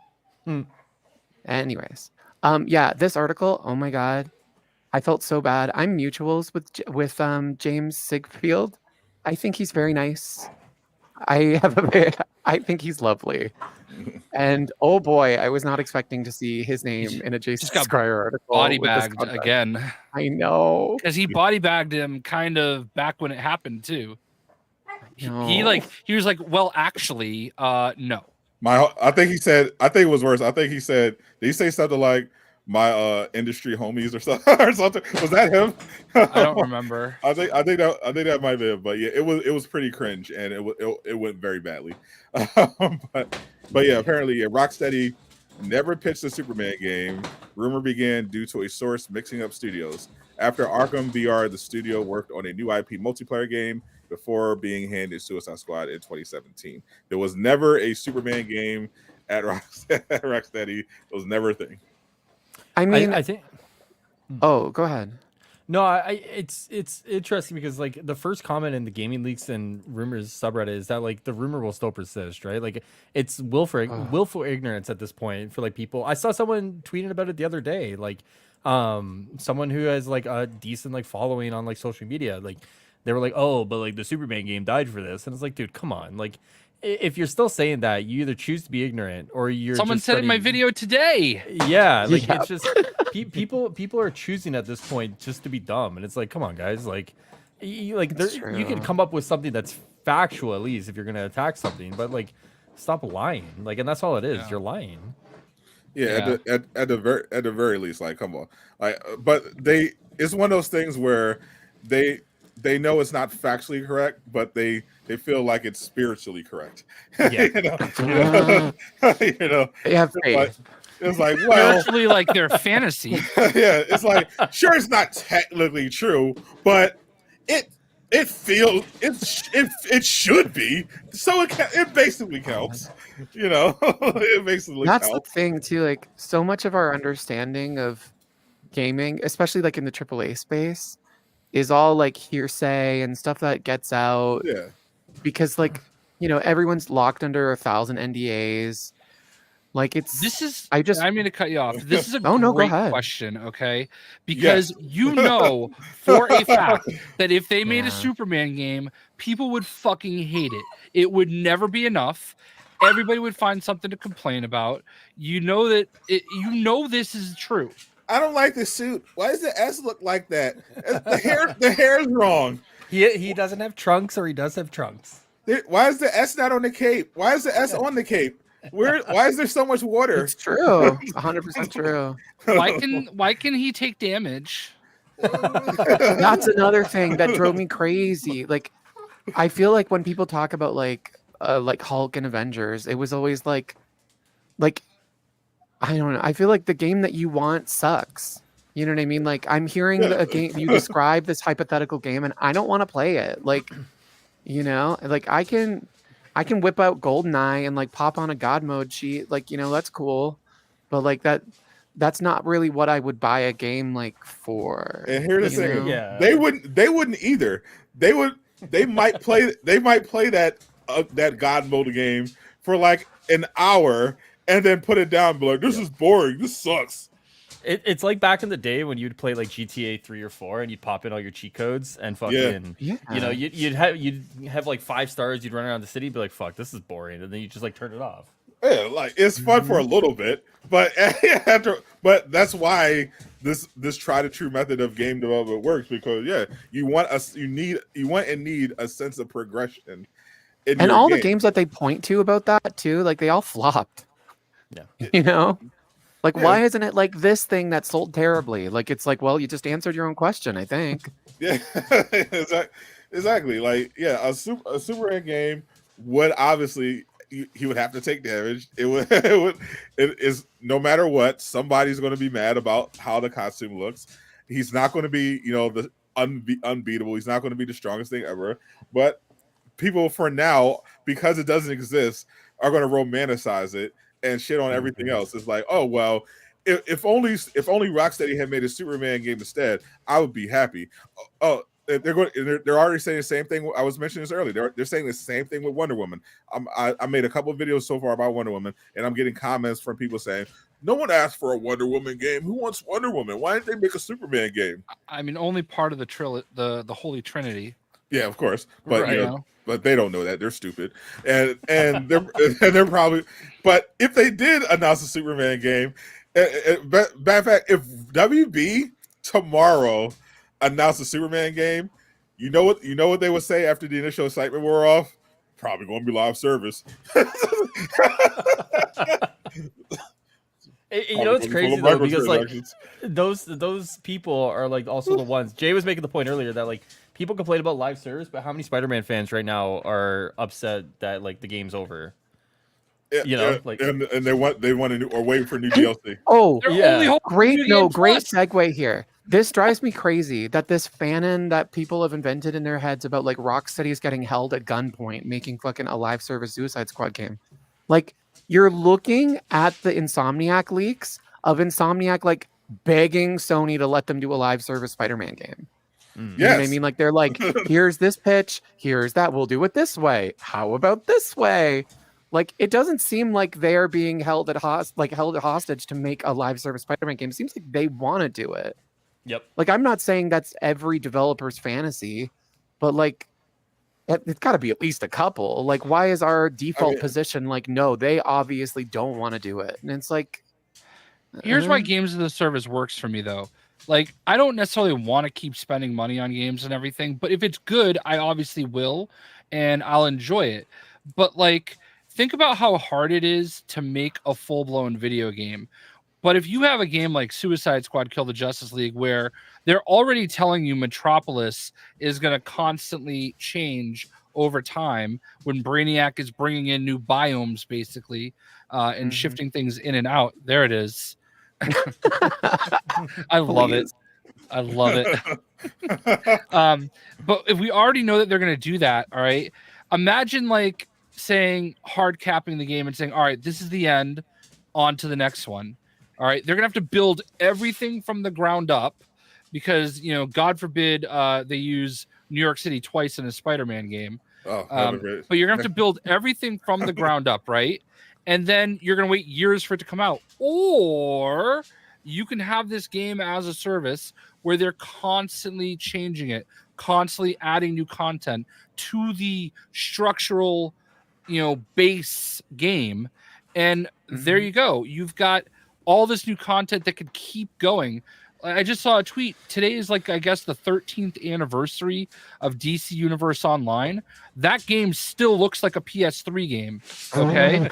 Like that game looks 15 years old, but they keep pumping out content somehow. And it's not cheap either. They put out expansions that are like $40-$50. And they still haven't done the PS5 upgrade. And they're still, and they're on year 13. And it was supposed to come out last year. How did it happen? I remember being excited when they upgraded it for PS4 when PS4 came out. Like, I feel like that's one of the games I jumped into because I was like, all right, PS4 is out. Don't have a bunch of games yet. Here we go. Let's just do, I remember doing Warframe at the time. And I remember doing DC Universe Online because they were just easy, free, and like both of those games still going because they keep adding to the base, and that I feel like is such a great way to keep going with what you already have, And then, I mean, not every company can do this, but like Fortnite, they change every single season. And that's the reason they're able to keep going. Now, granted, they make Unreal Engine, so it's easier for them. It's literally their product. You know what I mean? So like, that's why I like the idea of game as a service. I like the idea of live service because once you're done with Spider-Man 2, you got to wait for Spider-Man 3. Maybe they'll put out a DLC or two. Maybe not. We think they will because obviously they will. We've all seen. We won't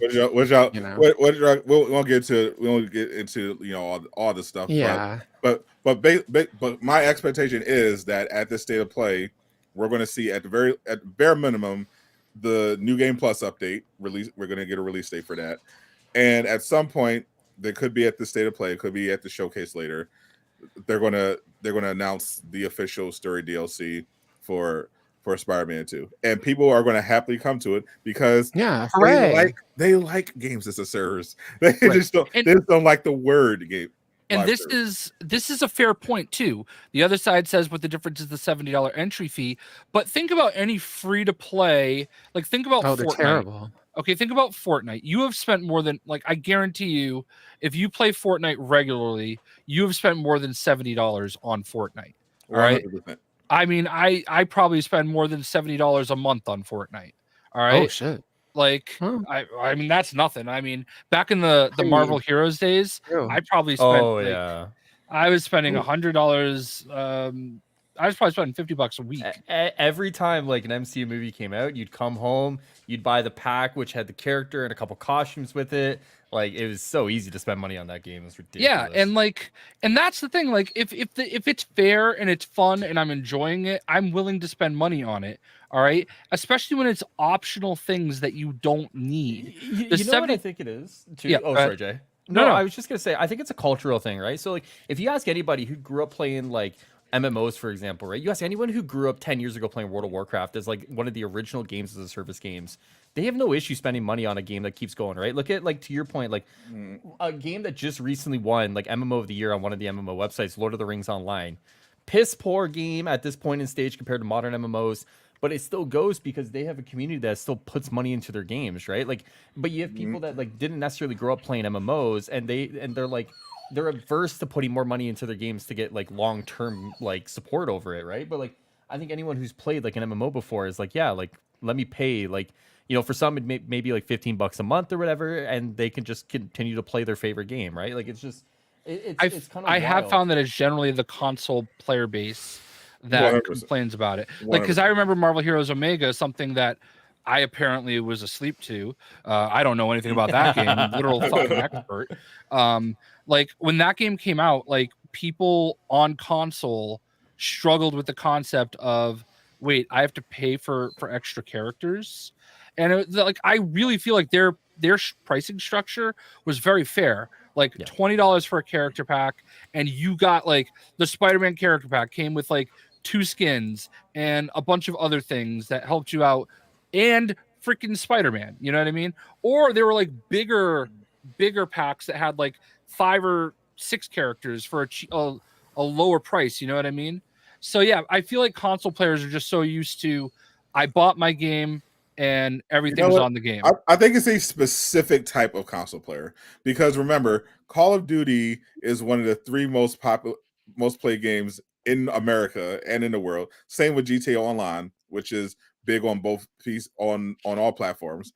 So it's a specific type of console gamer who are jumping into these conversations and complaining that they have to pay for things. They're usually they have no friends, obviously, because they only play single player games, and they're used to a single player game just being okay. I play it by myself while crying into my waifu body pillow, and then I finish the game, and then I play it 100 more times because I have nothing else to do until the next single player game comes out. And occasionally there's a DLC, but they don't, for a game they like, but they don't put 2 and 2 together. Like, oh, a DLC is exactly what they do in live service games, except they do it consistently. No, there's like, oh, it's just more of the thing that I like. Yay, I like that. But if you suggest making a game on that model where you're continuously getting more of the thing you like, what? But I paid $70. What do you mean? What? Why would you need more money? Because they just assume that once you got your $70, that's it. They don't need any more money. They have all the money they need to continue to make new content for you. They don't need to cover. They don't understand. Obviously, they've never run a business. Probably don't even have a job. So the concept of expenses don't apply to them. They don't understand. Like, hey, yeah, it costs a lot of money to make these games. It costs a lot of money to maintain these employees. And if it's a licensed game like Spider-Man, okay, you're also paying a licensing fee. You're paying royalties. You're losing a cut of your royalties. It's a lot of money they have to make up for. But all they see is what. But yeah, sure, they may have spent $300 million, but I've spent $70. So here's the other thing that's wild, like especially when you bring up Spider-Man and like single player games like that, where like the allure to them is New Game Plus and playing the game all over again. I always make fun of the Spider-Man fans that have like 15 like 100% completion game saves. All right, so I game tweeted something today earlier. So when games are repetitive, but you like it, you don't see it as repetitive. But because a game has repetitive actions for goal-based accomplishments and mission progression, if you don't like the content, it's repetitive. Please explain, because most games are repetitive. It's hilarious. I love that point. Okay, because like the literal thing that the Spider-Man people are crying about right now is New Game Plus, which is just playing the game all over again with all your stuff. With everything And unlocked. I understand the appeal of that, but at the end of the day, it's the same thing. It's nothing new. No new story. I'm just saying, like, But, these are the people. In their defense, Jay, you can change the color of the symbiote tendrils now. Oh man. But like, here's the other thing though. So- Like, people talk about like, oh, I've seen somebody, we all saw that person that was like responding to every one of Bob Duck and Weave's tweets. Like, oh, you're going to just shoot the purple blob and hey, it's another purple blob. And he was responding. I'm to, not like, gonna lie, literally the purple every- blob thing did freak me out going into it. As But, like- a former Avengers player, but yeah. I get it. Okay. I do get it. That's not an unfair point, right? But who are you fighting in Spider-Man? Just different color symbiotes mostly? It's true. And thugs. Like, Don't forget and the goons. Don't forget the thugs. Oh, don't forget the thugs. Thug 1, Thug 2, Thug 3. Big thug. Yeah, big thug. Flying That thug. sounds problematic. So, like, just think about it, man. Like, every game is repetitive in its own way. Is it really that much different if there's like, oh, there's 10 different enemies in Spider-Man and there's 4 in Suicide Squad? Like, is it really that different? You know, like, let's be real. All right, every game is repetitive. Call of Duty is repetitive. It's literally the same game every year. It's with literally less the same. content. With less content. But it's a different map and different scenarios, and you're Sometimes. playing against different people. And they're at a point in Call of Duty where they're literally removing features that were in old Call of Duty and then bringing them back as if they were new features. Yeah. You pay for them. Yeah, it's just like, we've already kind of gotten circles on this, but like, I just don't understand the point of like complaining to the people that are just having fun. And that's my biggest thing is like, I see these people come into my videos and like spew the same 4 talking points over and over again. And it's like, bro, don't you get tired of this? Like, aren't there videos that you might enjoy watching? Why are you like, I just saw you in High Rulers stream. Like, what are we doing here? You know? And that's why where I got to my point too earlier. That's why I think my theory is true. This is a subsection of gamer who aren't actually gamers. To them, this is the game. Going from High Ruler stream to JayShockblast stream to Bob Duck and Weave stream to Sadot the Gamer stream to Miller's Timeline to bitch about the same game that they insist that they hate. That's the game to them. That's they don't play games. That's what they do. I can't wait to go to the leaderboard and pull Sael's Harley Quinn into my game, because I know his Harley Quinn is going to be ranked number 1 because of all the hours he's going to put into 100%. it. And I feel bad for myself that I would help him with his like love for the game. No, I'm gonna help But- him. Get on But that I gear. mean, you know, like you know that's going to happen. Everybody played with him in Avengers. Like, we know. Lejeune, I think Lejeune match made with him multiple times. Yeah, oh no. And I mean, also during the dev streams, which was really funny. raise your hand if you match made with him, because I know I've seen other people do it. I didn't. I wasn't on PlayStation. Who do you guys think is going to put up the first video to be like playing Suicide Squad with Kyle? Like, I feel like there has to be a race to that. That's going to be the new Not to speed run it. Race to see who match makes with Kyle and Suicide Squad. Yeah, Kyle match make any percent. Killer Ross, I don't necessarily understand this. Is this something King- that is leakish? Thing was, oh yes, oh yes. All right, so We all maybe replace- maybe ask him on Twitter. Is it Yeah. about? Is You it don't want to about? get these people. These lovely people are going to get in trouble. They're going to get DMCA'd by WB. That's Oh, crazy. oh, That's yeah. No, that- literally. Oh, yeah. If I talk about, I swear to God, I'm not complaining. But if I talk about that, I you thought it got was that Gotham. like that All right. background over there. That's just a screenshot of the game. They're going to DMCA that. I thought All that was a Gotham Knights for a second. Then I realized what Yeah. it was. Yeah, I didn't understand it first. Okay, Oliver, We can't talk about I that. promise you that if you at me in the tweet, I will hold a gun to Miller's head and make him answer your question. I will. Okay. We can't talk about leaks. I'm We'll be happy holding gun to. to his head. Listen, I'm happy to answer. on It's my his birthday. timeline, he will answer your question. We just listen. We can't do we cannot leaks answer it here. because WB it's their right. I know I know some people might disagree, but like they have a right to like protect their asset, and we're just gonna play by the rules. That's like we have great Totally working fair. relationships with them, and I'm not jeopardizing honestly, it. I just want to say too, like on this subject, thank you so much for still involving me despite that. You know what I mean? Like, I appreciate it. Like, I know in some circles I'm like persona non grata, Not in this and circle. it means a lot. Like, I'm excited to just play the game. Frankly, you know what I mean? Like, I know it's gonna come up, but like, I'm so excited to just get into it. Yeah, I think you're valued and behind the scenes, and they're not going to ever really be able to say it. It's true, But exactly. as long as when we're here, we're playing by the rules. You know what I mean? I don't think there's a problem, and I know you respect us enough that you're not going to like do anything to put us in jeopardy. So obviously, we love you, Miller. You know, likewise. Honestly, like I would years never. of love here. We're not going to turn our backs just because it's inconvenient. You know what I mean?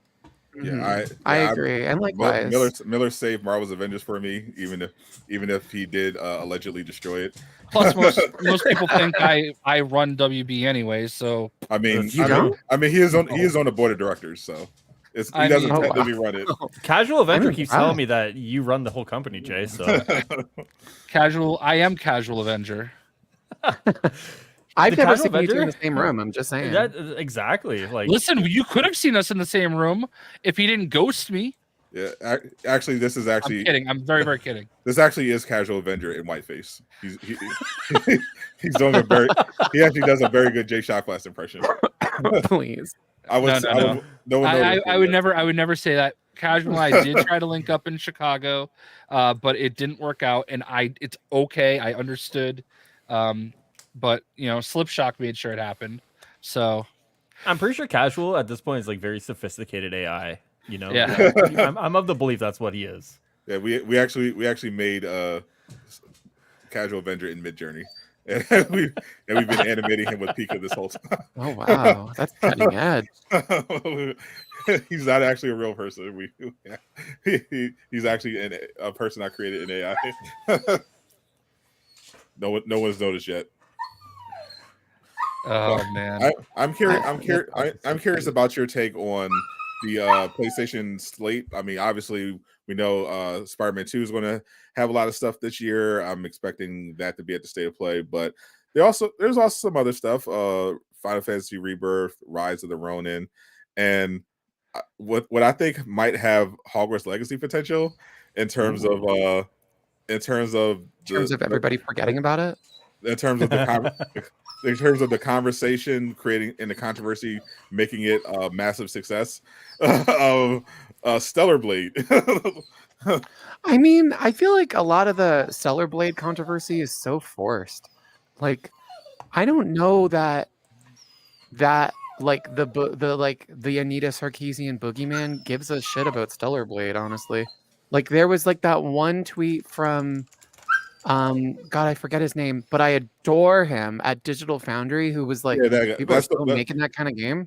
That's the one that was making his rounds. Yeah, that's the one. That's the video that's been making which was rounds. like 2 years ago when it was announced or something, and it was just like a very string of consciousness. Like they're still making this, and like that's been it, right? Like, I mean, it's the booby anime game. Oh, the movie. This was. Yeah, you know, it feels like it's the culture warriors are just ready. There's waiting for I one don't more. think so, honestly, There's waiting for one more tweet. We're in a different time. Like, I think truly, like, I think, can I say the COCK word? The COCK, sure. Yeah. We live in the era of the cock destroyers. You know what I mean? Like what is cool in like the media space has come a long way since then. Like, I think the idea of like whatever that GameCube game was, that like that obscure one that Nintendo published with like the jiggle physics, and she was like kind of like it was like Metroid meets Space Channel 5 kind of thing. Like that kind of vibe. I feel like that's very cool today. You know what I mean? Like, I don't think there's mean- really a war there at I mean, all. Genshin is I think it's a losing war. I'd say because obviously Genshin is the biggest, one of the biggest games in the world. The studio behind Stellar Blade actually did the Goddess of Victory Nike, which I read. The Which hell I is read. that? It's basically Jiggle Fix the game. It's For them. a mobile game that's literally just thick waifus, and it's like And I mean, like, the way the just think camera about it, angle like, is like right behind them, and they shoot. that kind of and game has intentionally jiggle. never sold. Like, It's crazy. like, you remember the whole like One Chanbara series, you know, where they were like girls in like bikinis with swords fighting vampires and stuff, like that game, and like Dead or Alive. I Dead or remember. Alive is a I big remember one, Dead or yeah. Alive. Dead or Alive was pretty big back in the day. I mean, it was big in quotes, but like it wasn't like, you know, topping any charts or anything. Like, it was consistent. They were around. God bless them. I actually really liked Dead or Alive, but you know what I mean. Thank you, Kevin, for the $9.99. That's definitely not cheap. Kevin. We appreciate it. You guys are awesome when it comes to Suicide Squad, making me more excited for this game than what it is. Also, happy birthday today to Miller. You at least are God tier. No lies detected there. Thank you, Kevin. Cheers. Miller is definitely a God tier leaker. That definitely Please. deserves a round of applause.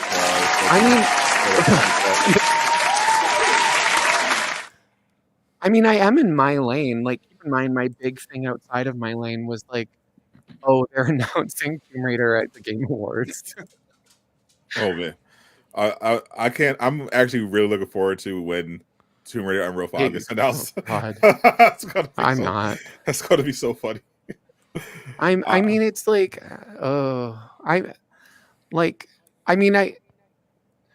I don't even know what people know anymore. Like, you know, at a certain point, you like get lost in the sauce when you know more than you're supposed to, and you just don't remember what you like. I think Jay can probably relate to that. You know what I mean? Where you have that moment where you're like, oh yeah, I just shut the fuck up. Like, I don't even know what's out there. Yeah, that's always a concern because you know, I play by the rules, man. I have like nightmares. All right, here's one. Okay, so remember last year I went to the Royal Rumble for the WWE 2K23, and I was not there because of me. I was there because of mpfirst.com. They asked me to go for them, and I wrote an article and did all this stuff. Okay, Oh, wow. I submitted it to them. They took control over everything. Then I wake up the day that the embargo is up, and I see these tweets everywhere, and it's like screenshots of what I wrote.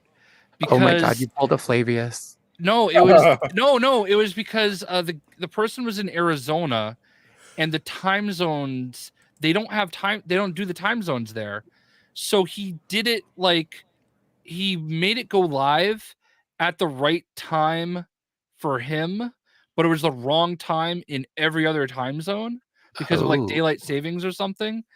And it was only up for like 5 minutes tops, and it was everywhere. And I'm like, I have no control over this. I'm so sorry. Who was he? Was he like a business manager? Who was he? You know, I don't want to say who it is. You know, you don't have to say the name, but I mean, like, position wise, like, what was he to you for that story? Oh, MP First. You know MP First. Oh, yeah. Oh God. I wasn't gonna say like any name or anything. I don't think it matters. I don't think it matters at this point. No, I don't no, think and I love him too. Yeah. It was like it had nothing to do with me or James. James is who I was going through. He just didn't. He's just like, all right, go live, you know. And it was up for like 5 minutes tops, but it was everywhere in 5 minutes. And then like a half hour later, we could go live and everything. But I'm like, oh my God. So like, yeah, trust me. You bring up Flavius, you know, that is another famous, you know, I'll tell you, like, accident. All three of my articles on Xputer have gone live prematurely accidentally for like a minute or two. I swear to God. We like they don't get tweeted automatically. Like all of the social stuff is manual. So people haven't really like nobody like blew it up or anything in those moments. But like every single time I've had a moment with my editor where I've been like, what the hell? Like, why did I just see this? Yeah, WWE 2K Twitter, they don't miss. Like it was up there and I was seeing it like everywhere. I'm like, there were like 100 comment threads on Twitter. And it was all because I mentioned Johnny Gargano was in the game. Like that was like the whole thing that I mentioned one character was in the game that hadn't been revealed yet. And they're like talking about Johnny Gargano like everywhere. I'm like, oh my God. Speaking of leaks, we got some potentially breaking news that is hilarious. Now. Allegedly, that Austin Abrams from Euphoria was offered to play Sentry, and I just had to highlight this because of Paul Tassie's banger tweet. Prepare for the most insane Marvel bulk up routine you've ever seen. Yeah. I don't know why they're going like listen, I did not love the casting before. I don't love this one either. I don't like just at first glance, he looks like a baby. Yeah. This is Marvel's Sentry, apparently. Well, I don't see that either. It's interesting. He was in I just recently watched a TV show. And you could tell it wasn't by my choice, called Dash and Lily. And he was in it. Yeah. And like I actually kind of enjoyed it. Like I think he plays like a rom-com lead kind of well, actually. He's a good actor. Yeah, but I don't necessarily see him as Sentry on that one. Right there between the brows. just a little bit. A little Anthony Davis for you. I know that. I mean, it's funny too. There's a guy that's on like Elite that famously has a unibrow, and like he's very known for the unibrow, and he's like very attractive, I think. You know what I mean? Like he's a heartthrob for it. I didn't realize Euphoria also had someone with a unibrow. This person, Steven, was a way better choice. Doesn't even understand. Like has no idea. No. They just know they like Steven as an actor. I was excited to see Steven Yeun's impression, like interpretation. Like they were clearly very into him, and the director and writer director, I think, of Thunderbolts, had obviously worked with him on Beef and stuff. Yeah, which just won a ton of awards. It was a great show. Like, I'm glad he's writing it. I'm sure that it would have been something interesting. Now it's like I got to recalibrate because I was getting used to that. Yeah, I don't like. I did the whole. I feel like you can do the new meme with that Hela sequence from What If that I tweeted earlier, and it didn't pick up. Okay, all right. I guess I failed. I'm not. Well, there's like a million of those. No, the trick is you have to do it unironically. Like, don't be like, use this format. Just use it, and then somebody will steal it and just assume that you stole it. Yeah. Well, that's how that usually works. My like, it was like, say a superhero thing that make you look like this or whatever, and mine is no more mantles. I mean, depends on the mantle for me. Like that's my big problem though, is that it's used as a crutch, and it's used as the only way that they can establish a new character. I definitely see what you're saying. Comics are in such a bad space right now across the board for like 100 different reasons. Yep. All right, guys. Just really quick, I'm gonna drop out because Jasper does not want to let me. Go walk your doggy. Oh my God, he's Thank crazy you for being tonight. here with us. Yeah, no problem. By the way, PlayStation State of Play has to be before February 8th because Helldivers 2 comes out that day. So anytime before then. All right, I'll see you guys later.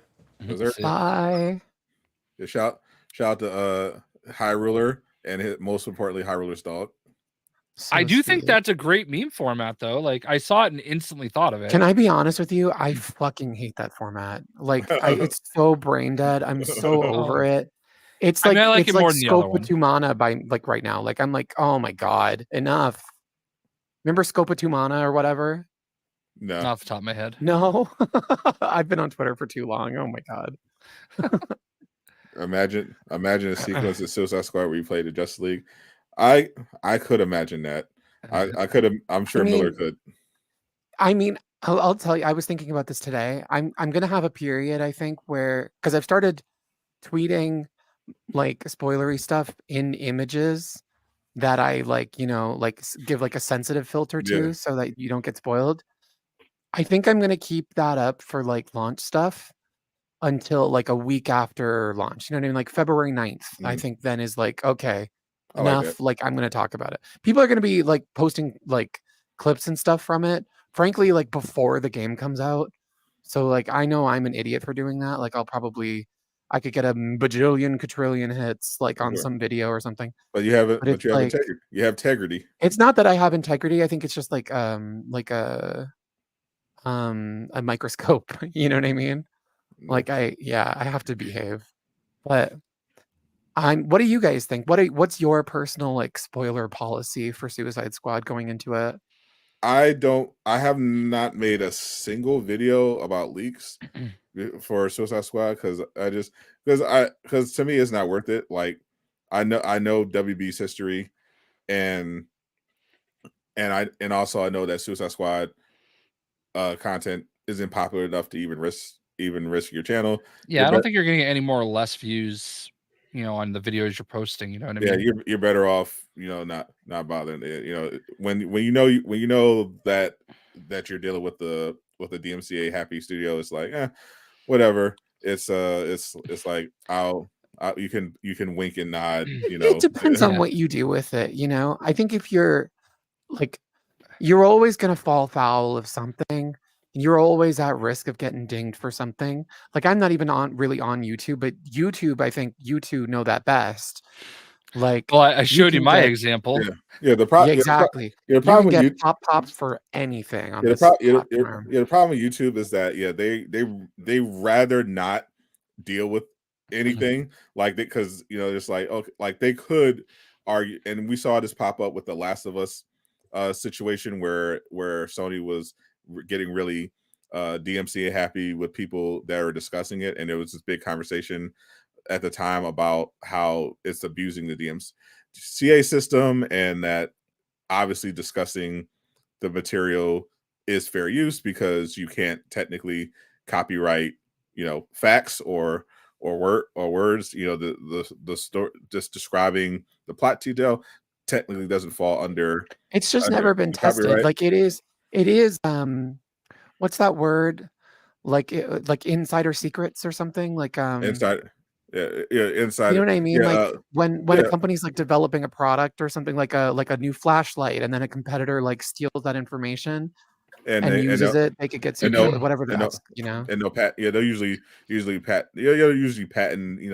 Stuff like that. You'll see. That's why you'll see companies will make patents all the time for stuff. But when it comes to something like story leaks, that's not actually something you store. A story, you can't actually copyright a story's plot. You can obviously copyright the IP itself, but there was the idea that, well, a lot of the stuff that was getting striked would probably qualify as fair use, but YouTube doesn't care enough to like challenge it, so they just let companies get away with it. So here I'll give you my perspective as somebody who's a dinosaur and has been making YouTube videos for almost 14 years now. Yeah. So first of all, the example I was using, like I got the Flash in Arrow like season 3 and 4, and I did an unboxing video because they had steelbooks, and I didn't get like copyright striked or anything, but they did do a content match on it, and which basically means they were taking the revenue. Right. Wow. And it was literally all I did was unbox a DVD, didn't show anything.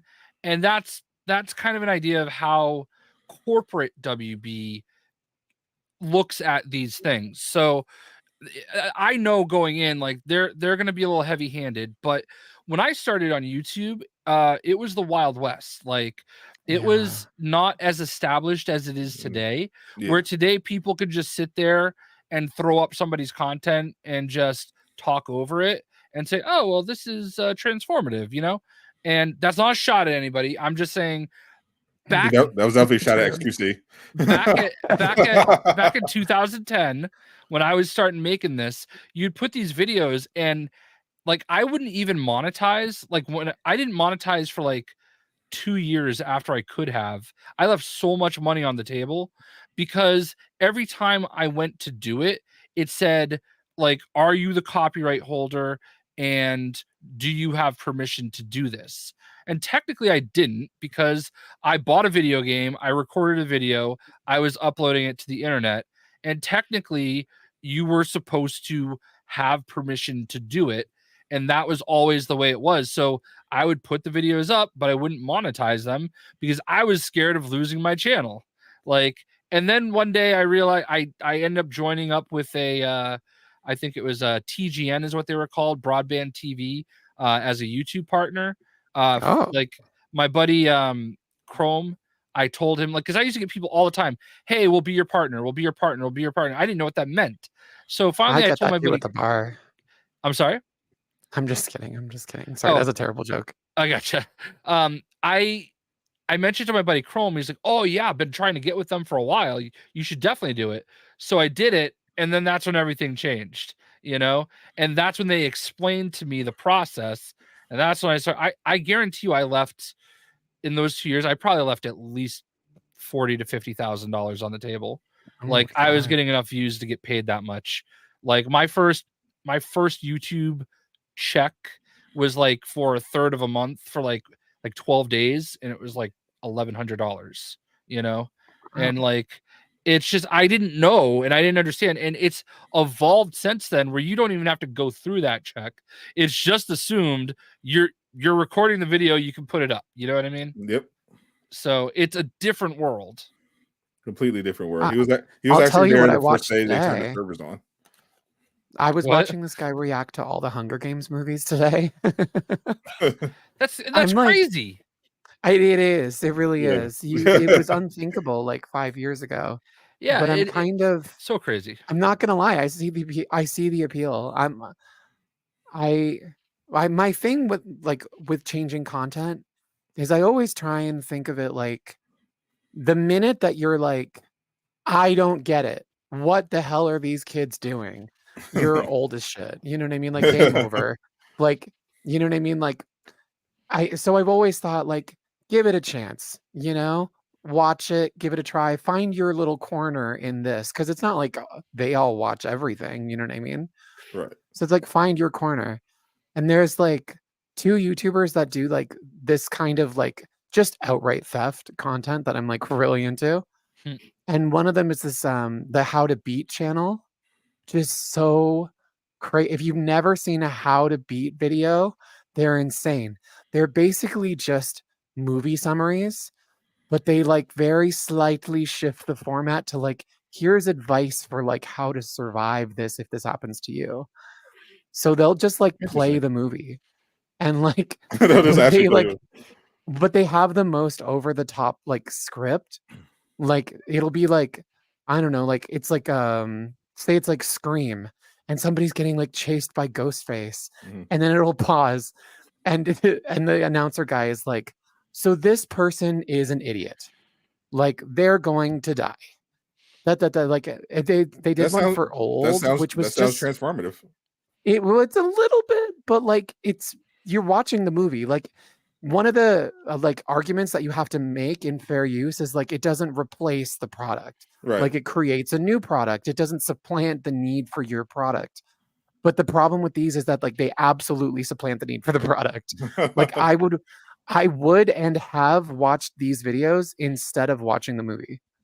You know what I mean? Like Well, so like that's- fair I use think test that'd be- failed. I think that'd be tricky to say because you feel that way because you find it entertaining, but somebody else might be like, this is stupid. I'd rather watch the actual movie, like pitch Maybe meeting. I mean like that's look at what I pitch, mean though. It's like everybody's got a corner. like look at pitch meeting. I love Ryan George's pitch meeting is hilarious. That's another one. He'll have but for those that don't know, pitch meeting is basically this guy will have a green screen conversation with himself where he plays a writer and a producer guy that's pitching a movie. So he'll basically do a summary of a movie. He'll have some clips in there occasionally, but he'll do a summary of the movie by basically pitching it, but while kind of mocking the movie and all the flaws in it. And I will very often will watch a pitch meeting of a movie that I haven't seen yet, and then not watch the movie because that tells me everything I need to know about it.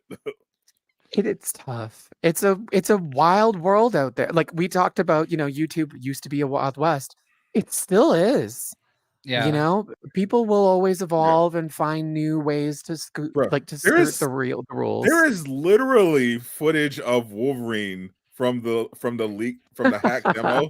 Like actual people just boldly put full gameplay videos up, Yeah. and they're still there. They didn't get taken down or anything, which is very confusing to me because I know I know they were like when the Last of Us 2 leaks came out. If you even mentioned it, they were striking channels. But there's full Wolverine gameplay with like hundreds of thousands of views just sitting there, and it's really tested my resolve when it comes to leaks. You know what I mean? Like my stance had always been like the pursuit of truth is paramount. And right. like if something is true, that's the news. It's people creating our culture, our shared culture. Like that's worth talking about. Maybe you don't be the one to drop people's passports, but if you had told me about this a year ago, my thought would have been like, if it's out there, talk about it. And gosh, this like really tested that for me. It's been tough. Like, as everyone does in this space, out of the Insomniac leaks, like a certain cast list. Oh my God, I want to talk about it so bad. The reason why, my stance of it was just like, I'm just not going to talk about it because it came from a hack. Yeah. Like if this was a Jeff Grubb scoop or something, I cover it. But the fact that they got this stuff from literally stealing it and compromising the identities of different employees and putting them in harm, I'm just like, it's not worth it. I'm not going to bother to talk about it, and that's fine. But that's why I'm surprised that Sony's not being more heavy-handed, because I remember I actually got a strike for making a video covering that. Remember that Spider-Man 2 launch trailer with Venom and fighting Miles and Peter in the city? That came out, and it was online, and everybody made videos about it. And then we found out like a couple of days later, I think, that it came out there that was prematurely put out because something similar had happened before. There was a Spider-Man video there was a promo that aired on TV for that people thought was a Spider-Man 2 trailer, but it was just for like the Live at PS5 campaign. But it had aired on TV before, and then someone uploaded that, and everyone made videos about it, and it was perfectly fine. And the same thing happened with that Venom trailer, except this one was in another language. So people were like, so people assumed it aired on TV, and then they just were like, okay, yep, same deal. Let's make videos, let's talk about it. But apparently later we found out that and some people got a heads up, and and said and mentioned it in the DMs, but they were saying it was actually leaked, and because of that, they were like, oh, you can't have it up. So they actually gave me a strike. Because I had no idea, but they just gave me a strike. But Blitzwinger had made a video about it, and it had like tens of thousands of views. It had been up for 24 hours, and nothing happened to his video. But when he was told by another content creator in the DMs that it was supposed to be leaked, he voluntarily just like took it down, no problem. But so it's always weird how they handle that, because I get a strike, which was obviously bullshit, but someone posts 20 minutes of Wolverine gameplay, and it's about to be let up. So the whole enforcement thing can be just seemingly completely random. I mean, that's why my take is always like, I'm just gonna do me. Like I'm gonna protect myself. Like I'm not gonna put myself like, not at too much risk. Right. and I'm just gonna keep going because like my favorite creator, like on the whole internet right now, does like TikTok lives. I'm like obsessed with them, and like they'll just get reported to shit like no reason. Boom, you lost your live privileges, and I'm like watching the live, and there's nothing TOS breaking. You know what I mean? Like you can't control it. Like people will go at you. Enforcement's all done by bots. Like you can't control it. Like you have to focus on building yourself up as a name, like number one, so that if you get banned, and you will, you have to just consider I'm basically banned from everywhere as a baseline. And you got to build it up so that they'll follow you wherever you go, and then you're fine. Look at Azalea Banks. She's been banned off every platform 3 times and she's still big. You know? You just gotta kind of.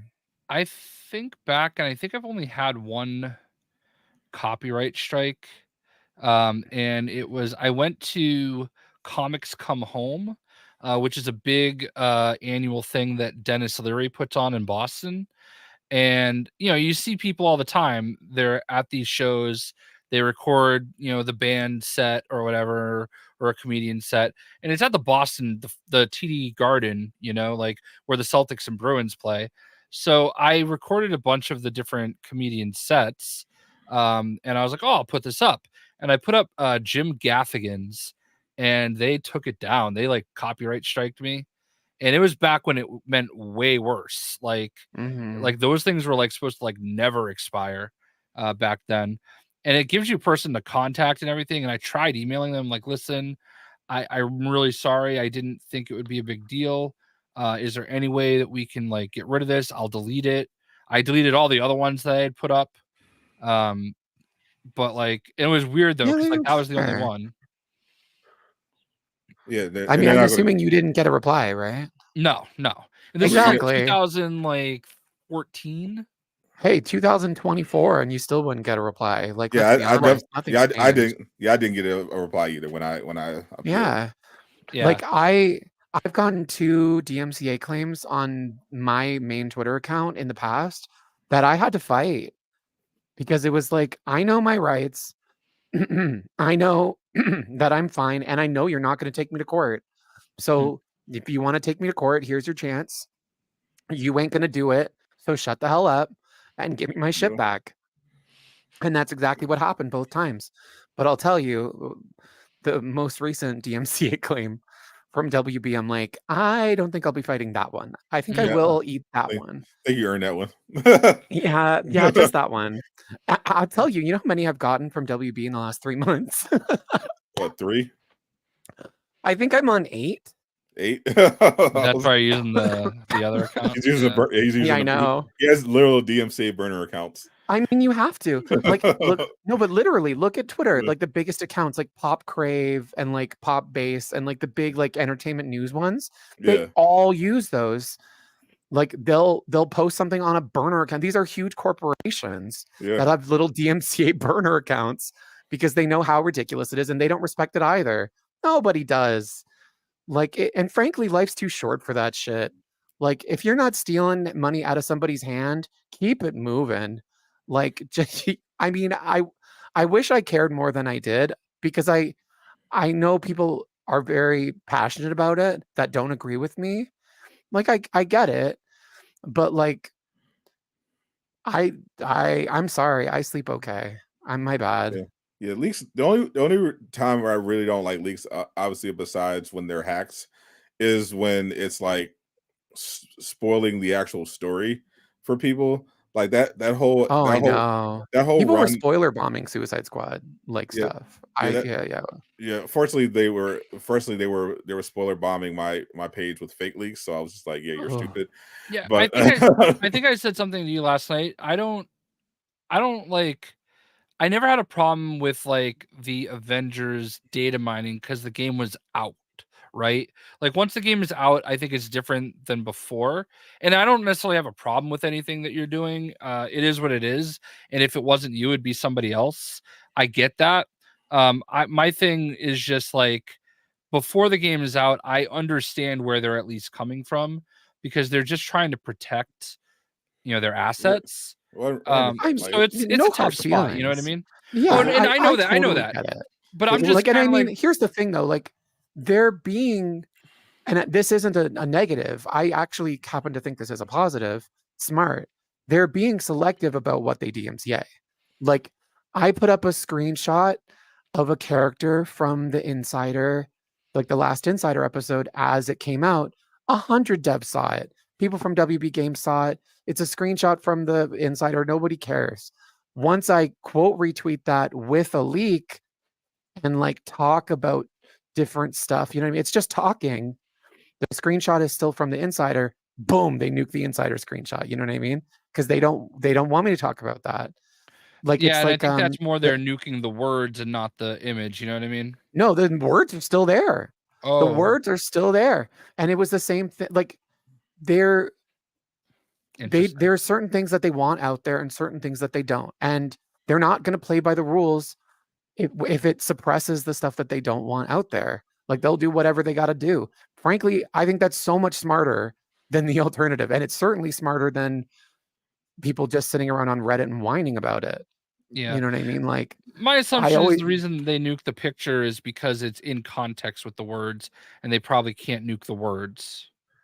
and that's just it. Like, I mean, no hard feelings at all. And I'm operating from the understanding of this is going to be going on for the next 2 years. Frankly, I really Yeah. don't think this is like a pre-launch thing from them, and I'm cool with that. Like, I still have developers in my mentions. We still talk, and it's still very cordial, and I'm a big fan of them.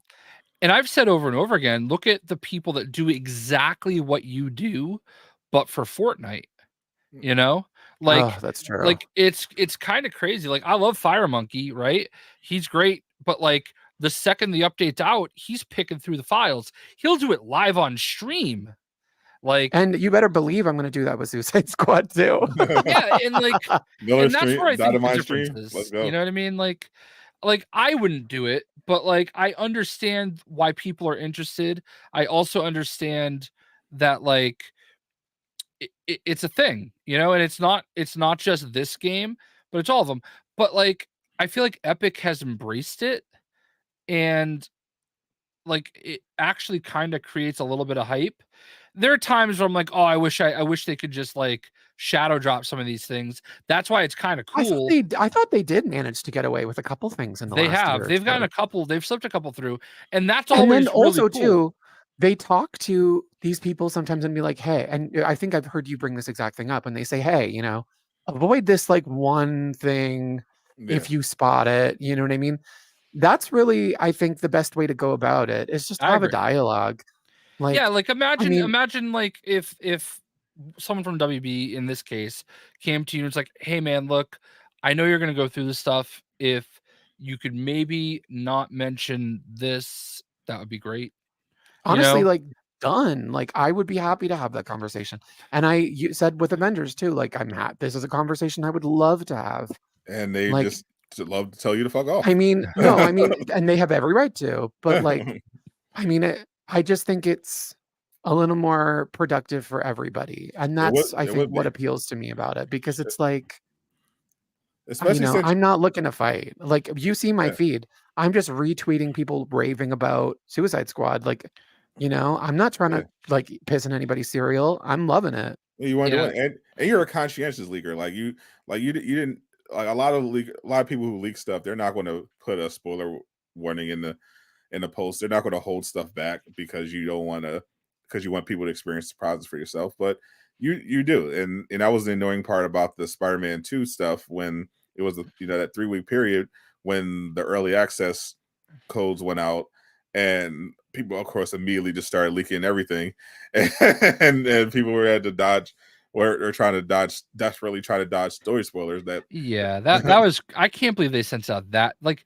you didn't need that game that early. Like, I good for them. I mean, but I feel like a week to 10 days is the sweet spot. You know, like, give people, I guess depending on how long the game is, but It like, depends on Spider-Man 2 definitely, because that's like a 17-hour game for the main story. Yeah, I'm trying to remember how early. Usually with like the Lego games and the Mortal Kombats, I feel like I usually get it about a week to 10 days early, and like I feel like I'm able to do everything I need to do. I'm trying to think about like yeah, different. I don't like every studio does it different. Like Yeah. Ubisoft, we didn't get Assassin's Creed until like a day or two before, right? Yeah. Yes. Yeah. And Ubisoft, it's different. It's different too because we're in the creator program, so we'll usually get stuff like the day before launch, but others will get it like a couple weeks before. Yeah, I don't know.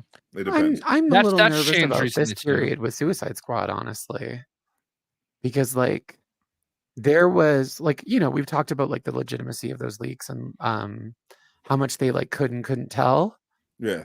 I feel like once the game is in people's hands, well, the jig is up. You know what I mean? Like Yeah. you can have like videos of it floating around and stuff like the ending. Like, I mean, the people are already so rabid about it that I would bet money they'll continue to through that period. It will be interesting to see all those people who insist, because there are people still now who will like try to argue with me and say, "No, the leaks were real. I know they're real. I saw it." I mean, that kills me. Like I was saying, the second I said like these are misleading and fucked up, I knew in my head, I'm like, people are going to point to any single one thing in this that is true as written, of which there were several, and be like, see, it was all real. And like there will be zero nuance in that conversation. Like no one's actually interested in having that conversation. They'll just lock in on whatever opinion they chose that day. I Forever. actually, I didn't mean to cut you off. I No, actually please. passed on this game, on Prince of Persia. It's not my style game. And it's supposed to be like great, isn't it? Yeah, for sure. I'm not really like a platformer like that. Yeah. Like I didn't think I could do anything with it. I didn't get offered it. Oh, yeah, I got offered it in the email, and I didn't respond right away, and I wish I did, because I did respond last night, and it was like a week after I got the email. So I was like, ooh, I probably should respond to this. I have this, like, all right, this is one of my worst habits. Okay, I don't like responding to things on my phone, like official emails and stuff. So I'll read something on my phone. I'm like, oh, I'll get to that when I get home. And then sometimes I just forget. And that is one of my worst habits. It's not even just emails, but sometimes it'll be like a DM or like something like that. Someone will message me. I'm like, oh, I'll deal with this when I get home. And then I get home and I get to my computer and I forget. I'm kind of the same way. If I'll be checking my phone, I'll see an important email, and I'm like, oh, cool. And then I'll go upstairs to my home office and then respond to it. Yeah. Well, I mean, usually it's because another thing, and I hate notifications.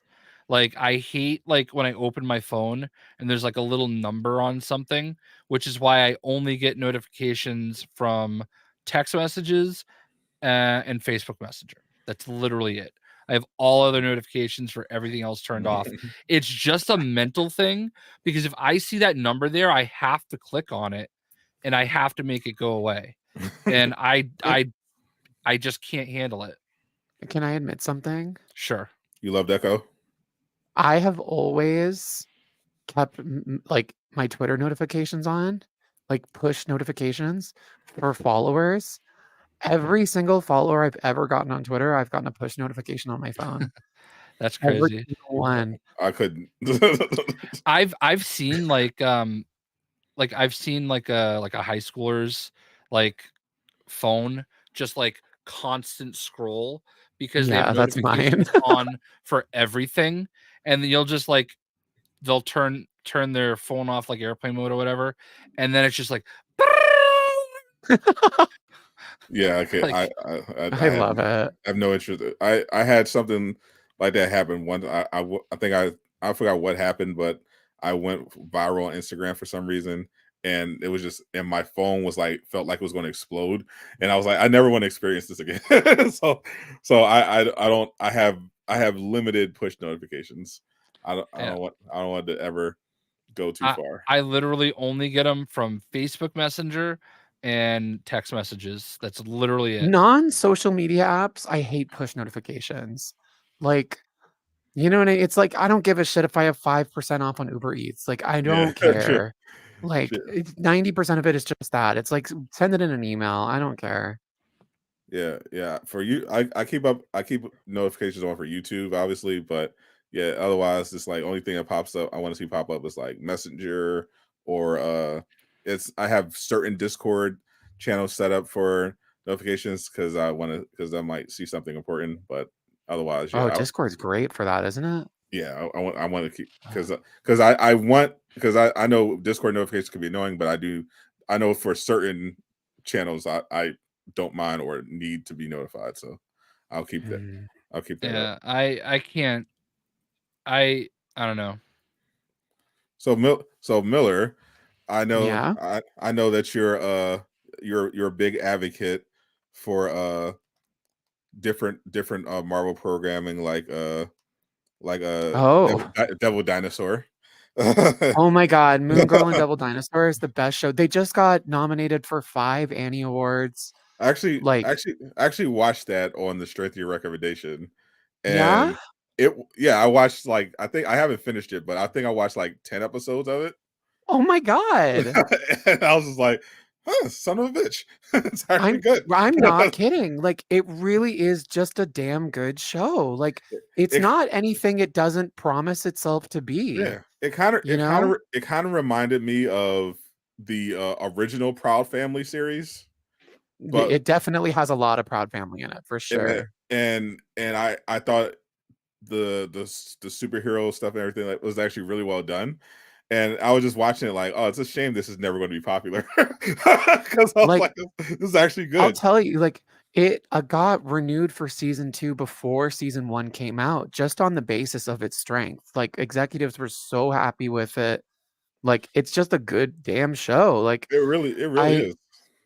it's one of those like I mean, a lot of the greats have been renewed on that strength because, the network or the production company knows like we're going to be able to sell this for a long time. Like this is a good show. Like it's going to find an audience one day whether or not it's found it yet.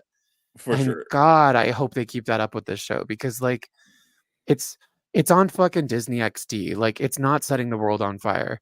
They're prioritizing Disney Plus more and more. Like Mhm. I think this season it's going to be on the day after on Disney Plus, like each episode. Last season it was like they were doing like monthly batches or something and they were still behind. Mhm. Like it was weird. Like Yeah. they just need to get on a set cadence, like prioritize avenues that people can actually watch. And Yeah. I don't think it's ever gonna do phenomenally, but God, if it isn't a damn good show, like It that really deserves the world. I feel and that's why I feel like Disney could probably lean more into animation more because a lot of the Disney stuff programming I think have largely been a failure to me. But the stuff that because the live action stuff to me like was either like awful to me or it was like started out good and didn't stick to landing. But the highlights for me were like What If, Star Wars Visions, and the biggest best live action for me was Andor. like Werewolf by Night. Oh, Werewolf by Night was so good. Yeah, Andor, very slow burn, but it was pretty good overall. But You it's heard about the new Star Trek movie, eh? I did, yeah. With the Oh, that's going to be interesting. But but mhm. I do want more. Even though I didn't like What If season 2 as much as I liked What If season 1, even though I thought it was more consistent, I do like more. I do want them to do more animation with Marvel and DC in general because Moon Girl and Devil Dinosaur is an amazing show. Like that Beyond Her episode was crazy. Like it was Moon Girl in Lego Marvel 2 is one of the absolute best characters in the game. Like her animations are just fantastic. Oh, and her and Devil Dinosaur like dominated like the first 6 months to a year of Marvel Snap, and they're Oh both yeah. still relevant to this day. Like Like if you go it's back, funny. Oh, please sorry, go ahead. I was gonna say if you go back and like watch my like top 10 characters in Lego Marvel Superheroes 2, including DLC. So literally the whole every character that came out, I'm pretty sure she was like number 4 or something. She was very high on the list because like her animations were fantastic. If they ever brought her into live action, I would love for her to like be in the same like movie or show with Aman Banali's Kamala Khan. Dude, I can already tell you the perfect actor for it. It was the youngest girl in Shazam. Oh my God, she would have been amazing. Oh yeah, right. Right. Yeah, she would have been like I don't know if she's aged out of it yet, but like she would have been perfect at her Shazam age. Yeah, she might be too old for this, but I was thinking of the youngest daughter, the twin in Blackish. Mm-hmm. My wife watches that show, but I don't. I mean, I know like Anthony Anderson's in it.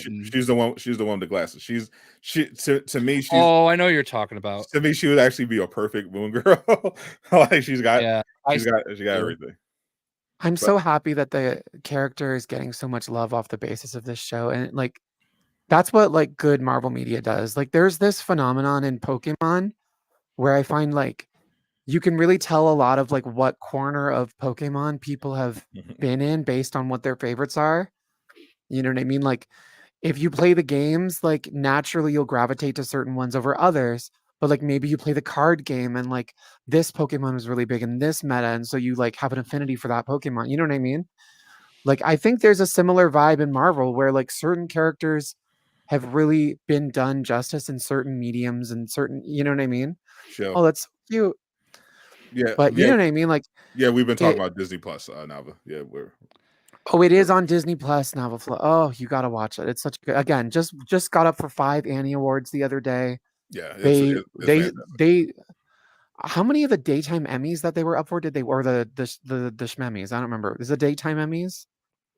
But or the children's and youth Emmys or whatever. Anyways, they swept. Amazing. They won like 4 awards or something. Amazing show. Can't recommend it enough. Definitely enjoy it. Now, Chicago. Now, did you similarly enjoy Echo? Okay, I'm not gonna lie to you. I'm so excited for Echo. I grew up like around First Nations people. Right. Like my maternal grandfather was like, yeah, that was him, and that was his whole life. Like he never knew anything else, and it was never like, it's not something that I ever lead with because it's not my life and I don't want to like appropriate that. Right. But it's certainly enough of my upbringing and the people that I love and care about that it means a lot to me personally. And so to have like a First Nations character take the spotlight like that is something that I'm always going to be excited for. Not to mention Graham Greene is in the friggin' cast. And like, I grew up watching Graham Greene. Like Graham Greene is a Canadian legend. Like he's done so many Canadian series. He is like the premier First Nations actor out of Canada. And like, he's of a particular age. You know, it's been a long time since his career started. Was like he the grandfather? I believe so. I haven't actually seen the show, but I believe that is his role. You didn't see it? Oh man. That's my point, is like, it's a very awkward time in history because Disney has made their choice on the Israel-Gaza conflict, and I think it betrays the idea of telling First Nation stories.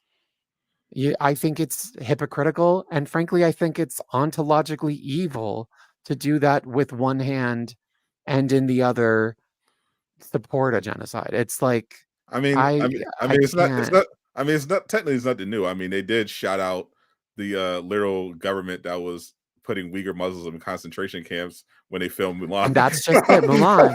Like, it's nothing new for Disney. You know, they're a big corporation, and part of that in capitalism comes with having your hand in some very dirty pockets. 100%. And sometimes I can look away. Sometimes that doesn't bother me. But in this case, something about it bothers me. You know what I mean? Something about this.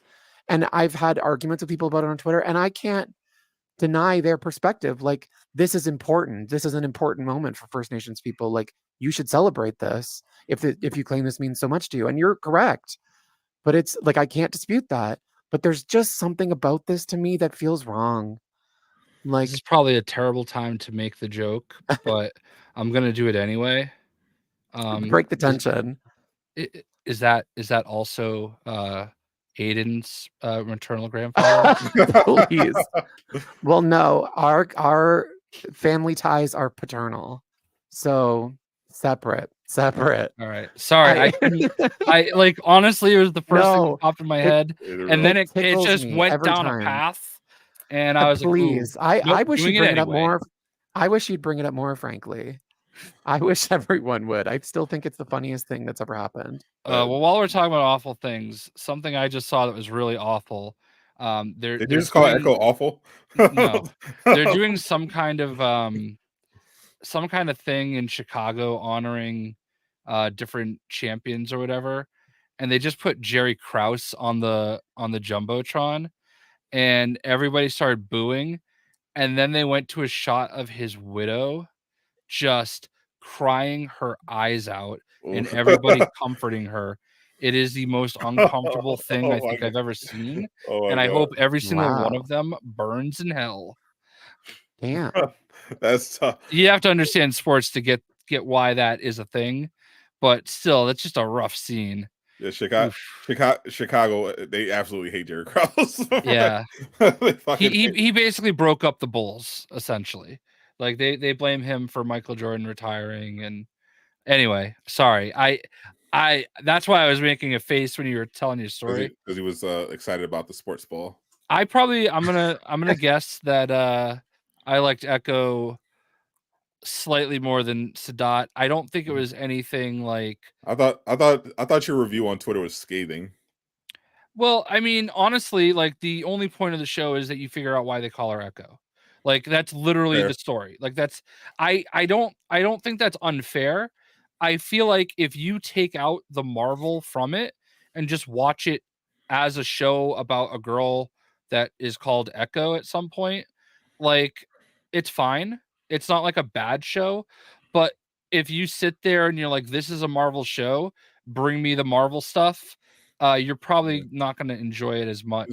It's weird. Like, I thought it was going to be like just I mean, after watching that fight scene with the Daredevil, I thought it was going to just be absolute dog water and by far the worst Disney Plus show. And it wasn't. It was just, I felt nothing at the end. Yeah. I mean, it was hard. It was hard to get through. I'm not gonna lie. The pacing is awful and is very poorly edited. But I mean, it's definitely. I feel like this is a problem with Disney Plus shows, like the Marvel stuff, where, like, She-Hulk had the same issue, and I did really enjoy She-Hulk, but where it's like, God, you can really tell you didn't film that for this. You know what I mean? Like, there's a lot of jumping around. Like, yeah, it, like literally, one of the common complaints I saw in the first episode, and I can see that, is basically that they almost randomly like just cut up pieces of Hawkeye and just threw that into the show, and as kind of weird because they were trying to, because the idea what they're going for is like, oh well, we want to give like an introduction to Echo, but instead of like making an episode where you're just like carefully telling her life and her story, which I thought should have been saved for this, if this is what they're going to do, but they just randomly took pieces from the Hawkeye show from different points in her life and just put them into it back to back to back, and it was just like very jarring and and it was like, didn't really tell that. It was like, why are we jumping all, like, we have one scene where we have the karate scene where Kingpin walks up to her, and then you have her watching like the Ronin, you know, knife of her dad, and then it's just jumping around all. It's like, bro, what is it's really... I mean, especially too for a show that like they filmed like 6 episodes for and had to whittle down to 5. How do you not cut the stock footage first? I feel like they could have whittled it down to 3 to keep it a buck. Yeah, I mean, I haven't seen it, like, but I'll watch it one day, I'm sure. It's not I love bad. Graham Greene so much. It, I'm was so excited.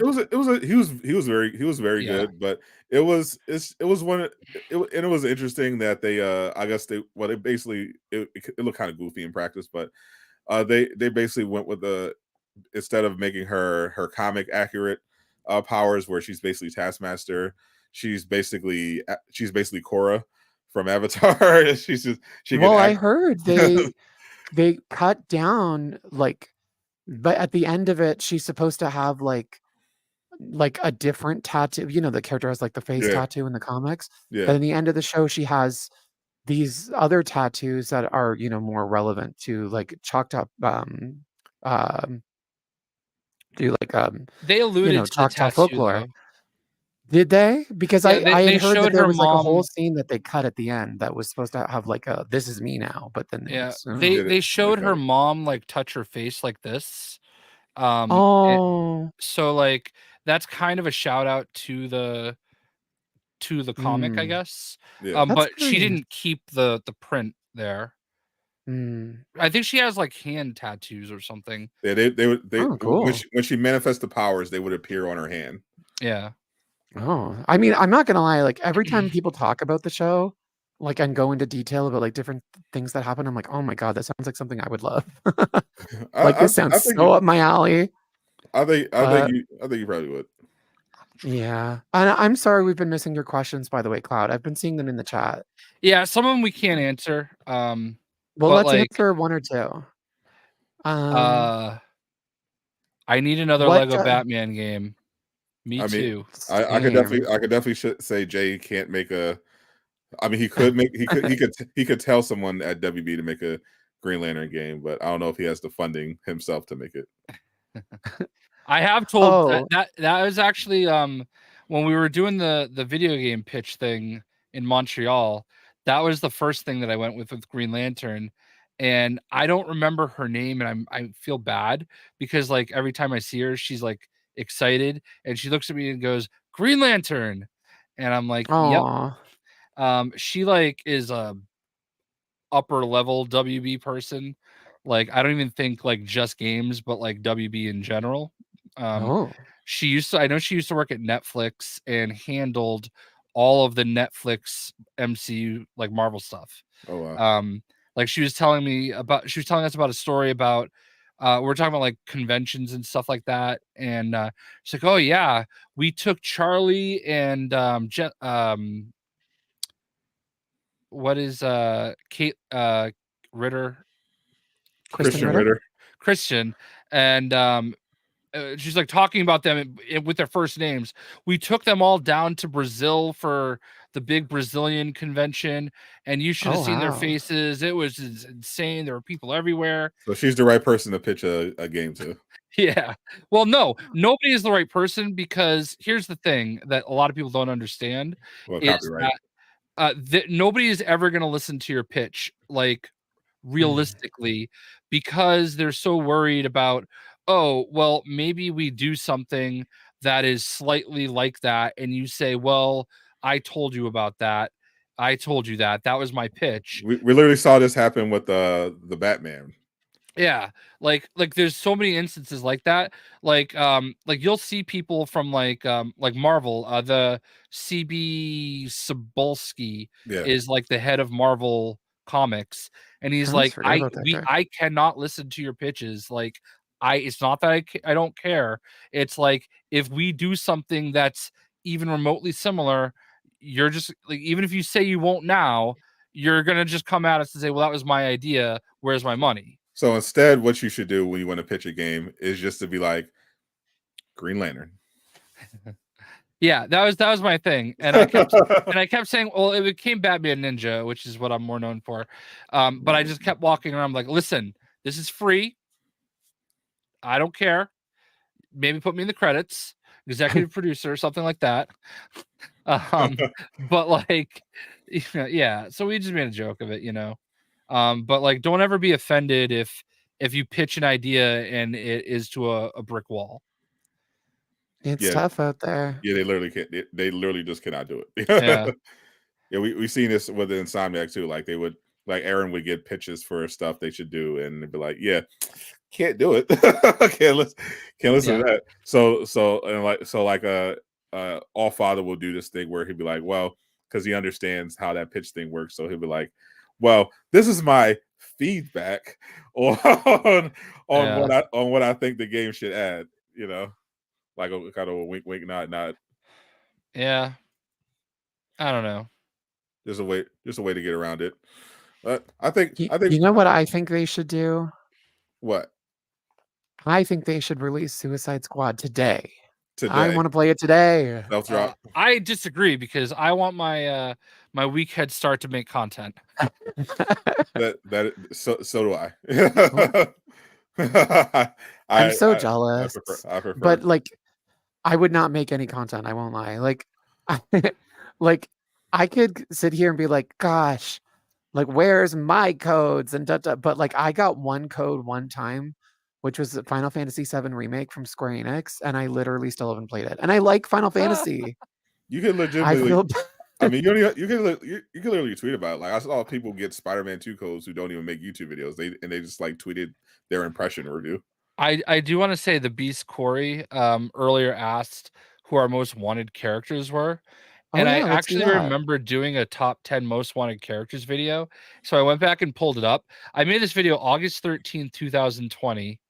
And this was before they had announced any of the characters for the game.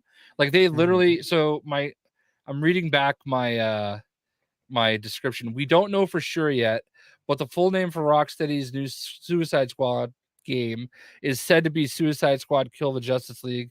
A few days ago, they tweeted at the game, and it looks like it'll be fully revealed at DC Fandom like next week. So like it hadn't even been really revealed yet.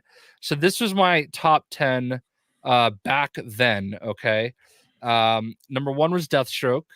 2 was Harley Quinn. 3 was Deadshot. 4 was Black Manta. 5 was Katana.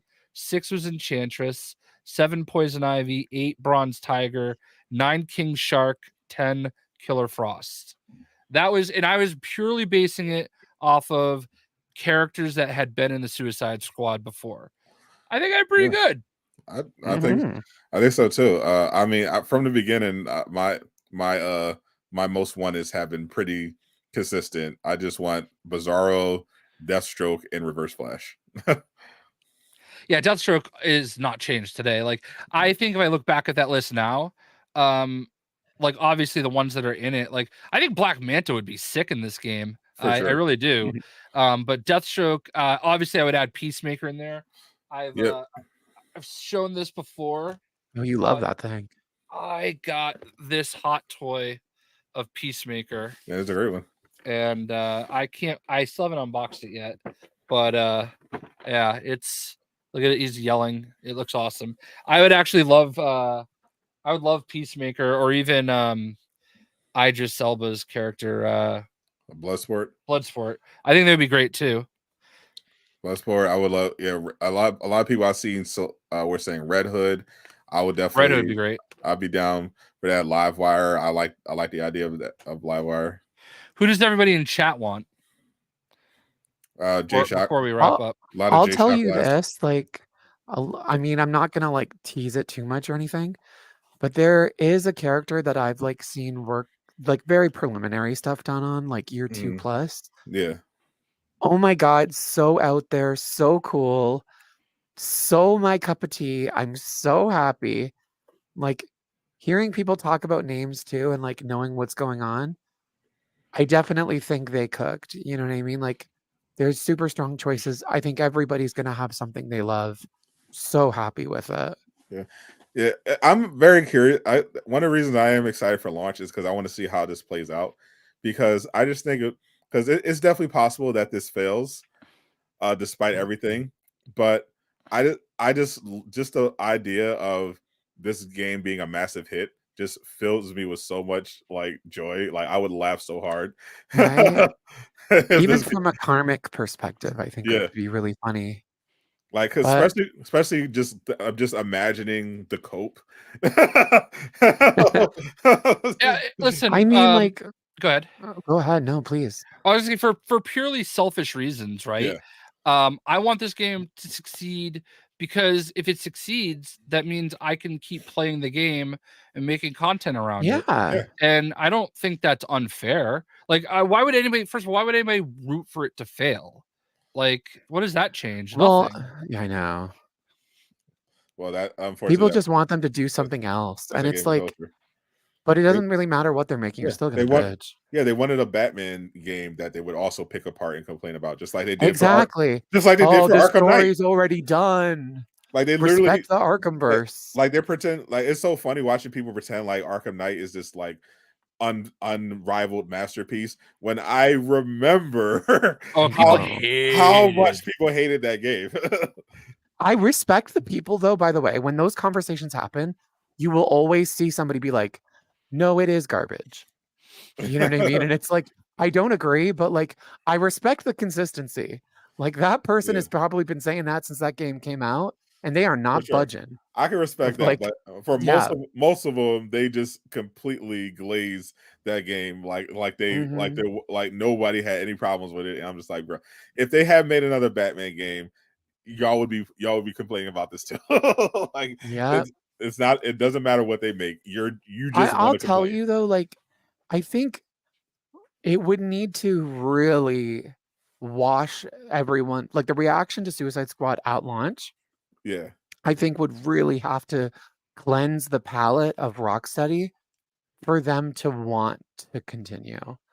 Because like listen, like WB Montreal did Origins, you know what I mean? Like Arkham doesn't have to stay with Rocksteady even if it continues. For sure. I mean, now we know from that Scryer article that what were they doing before Suicide Squad was working on a new IP. And I feel like with the reaction to Suicide Squad being what it was, I could, like, again, unless the reaction to the game is a big palate cleanser, I think whenever Suicide Squad winds down, if that's in 3 years, if that's in 3 months, 10 years, I think Rocksteady, I mean, maybe, I hope so, but whenever that may be, I really wouldn't blame Rocksteady for going back to whatever that original IP was, you know, or like trying something different. Because to be honest with you, these people are fucking insufferable. Like, you know, welcome to, well, I don't have to welcome you to our world. You've always lived in it. I you know, I do not blame it at all. And that's the thing that drives me nuts is that like listen, I don't care. Like I can handle myself, whatever. But like these people, like I'm excited about something. I'm not trying to sell anybody on it. I'm just excited about the game and I want to play it and have fun and enjoy it. Like I don't understand why you have to come at me and tell me I'm a meat rider or a shill or I'm paid. But also too, just like literally don't play it. Even just beyond creators, like content creators, when it comes to the people that are making the game, it's like, aren't there enough games? There's like there are so many fucking games. Yeah. Like, you know, they don't play them because they're not gamers. No, but I mean, like, I don't play them. Like nobody does. Like there's too damn many. Like there's so many out there that we don't touch, we don't talk about, we don't do anything about. Because there's just too damn many to keep track of. Honey, put this one on that list. You know what I mean? Like, it's not going to hurt. I'm not a journalist, you know? Like, it's not my job to be objective.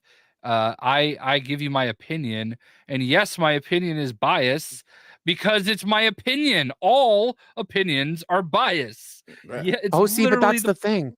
We want that until it actually happens. You know what I mean? Like, yeah, game journalists are so terrible because they're just shills and they just repeat the company line and da da da da da.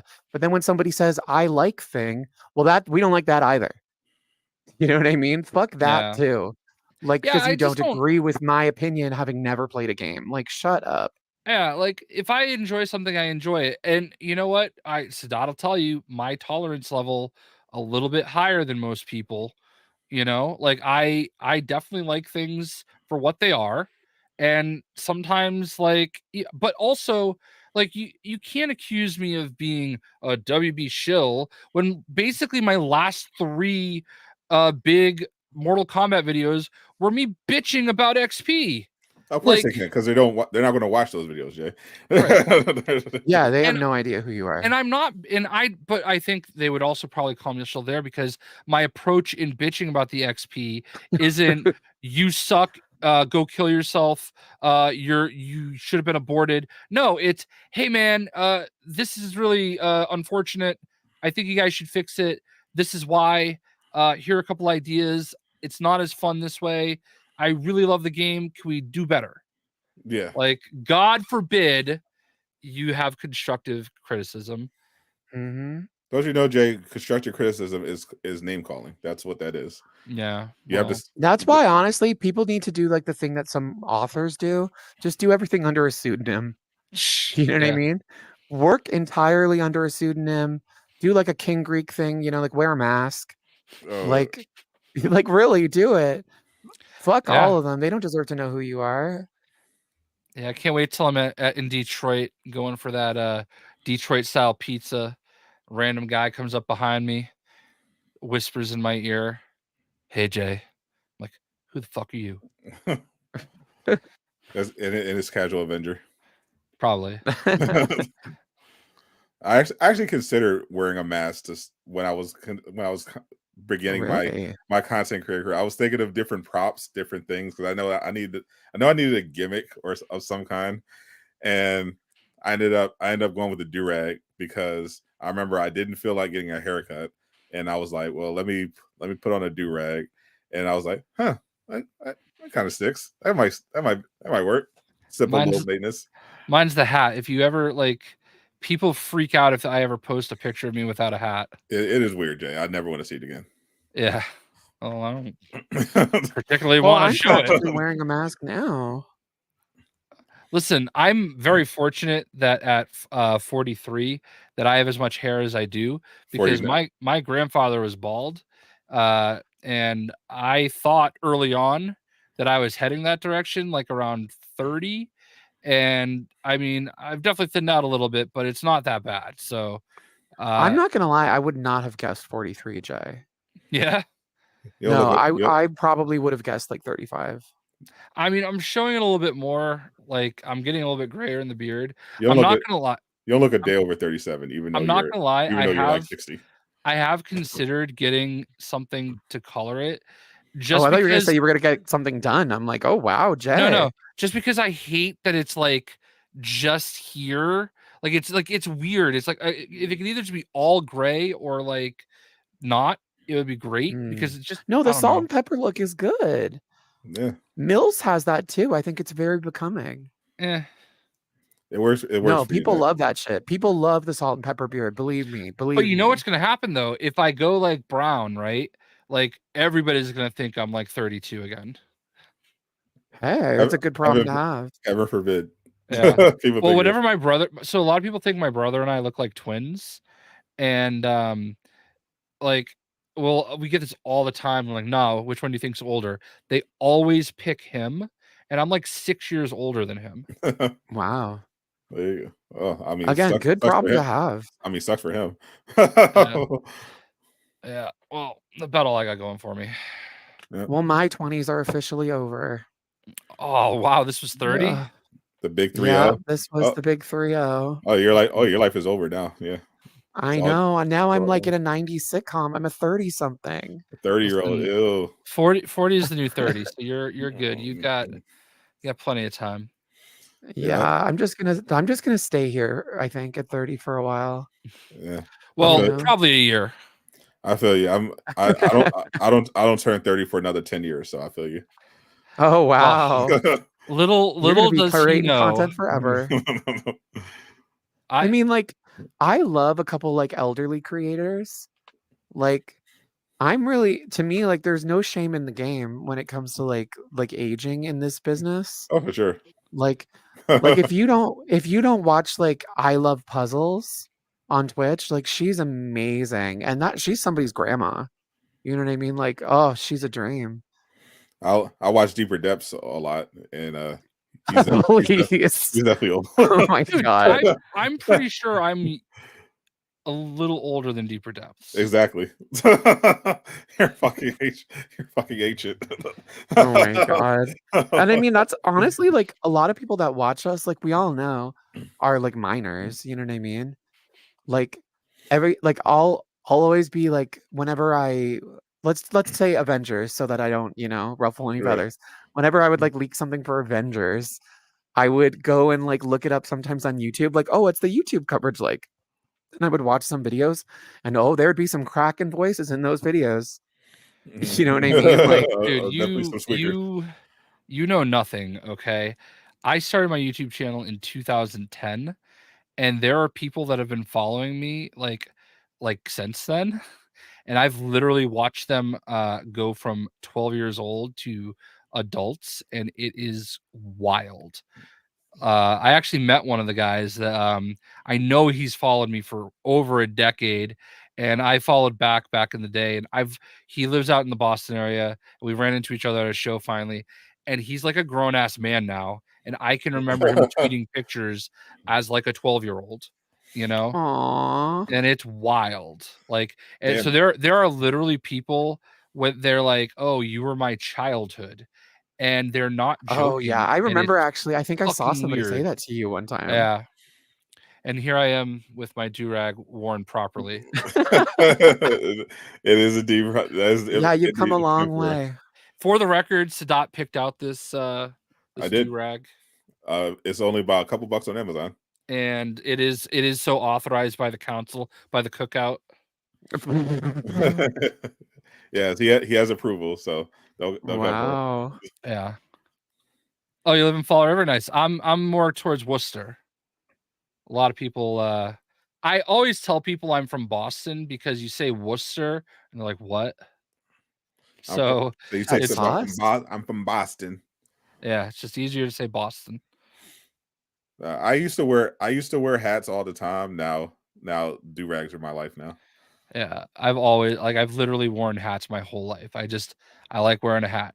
I'm a hat guy too. I like, once I gained weight though, I feel like, because I've been in this whole weight struggle. Like, I gained a bunch of weight and then I almost lost all of it. And then I gained all of it back, and now I'm like starting to lose it again. It's a whole thing. I'm doing the Oprah thing, but I'm right I there. think with like you. I'm right there with you, Miller. when I'm at my smallest though, I love wearing a hat. I think it looks great on me.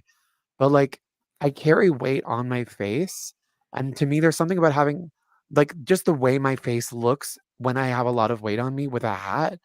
It looks like you're like holding a balloon, like you haven't tied it yet or something. You know what I mean? Like, it's just a weird visual. I can't even imagine you overweight. Like, I just have the one image Miller in my mind.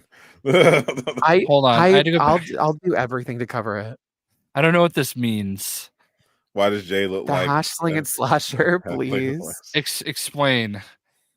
I don't know what that is. Elaborate. I thought that was like a white thing. I thought he's accused you of being a dealer of narcotics that cuts people. Oh. Oh.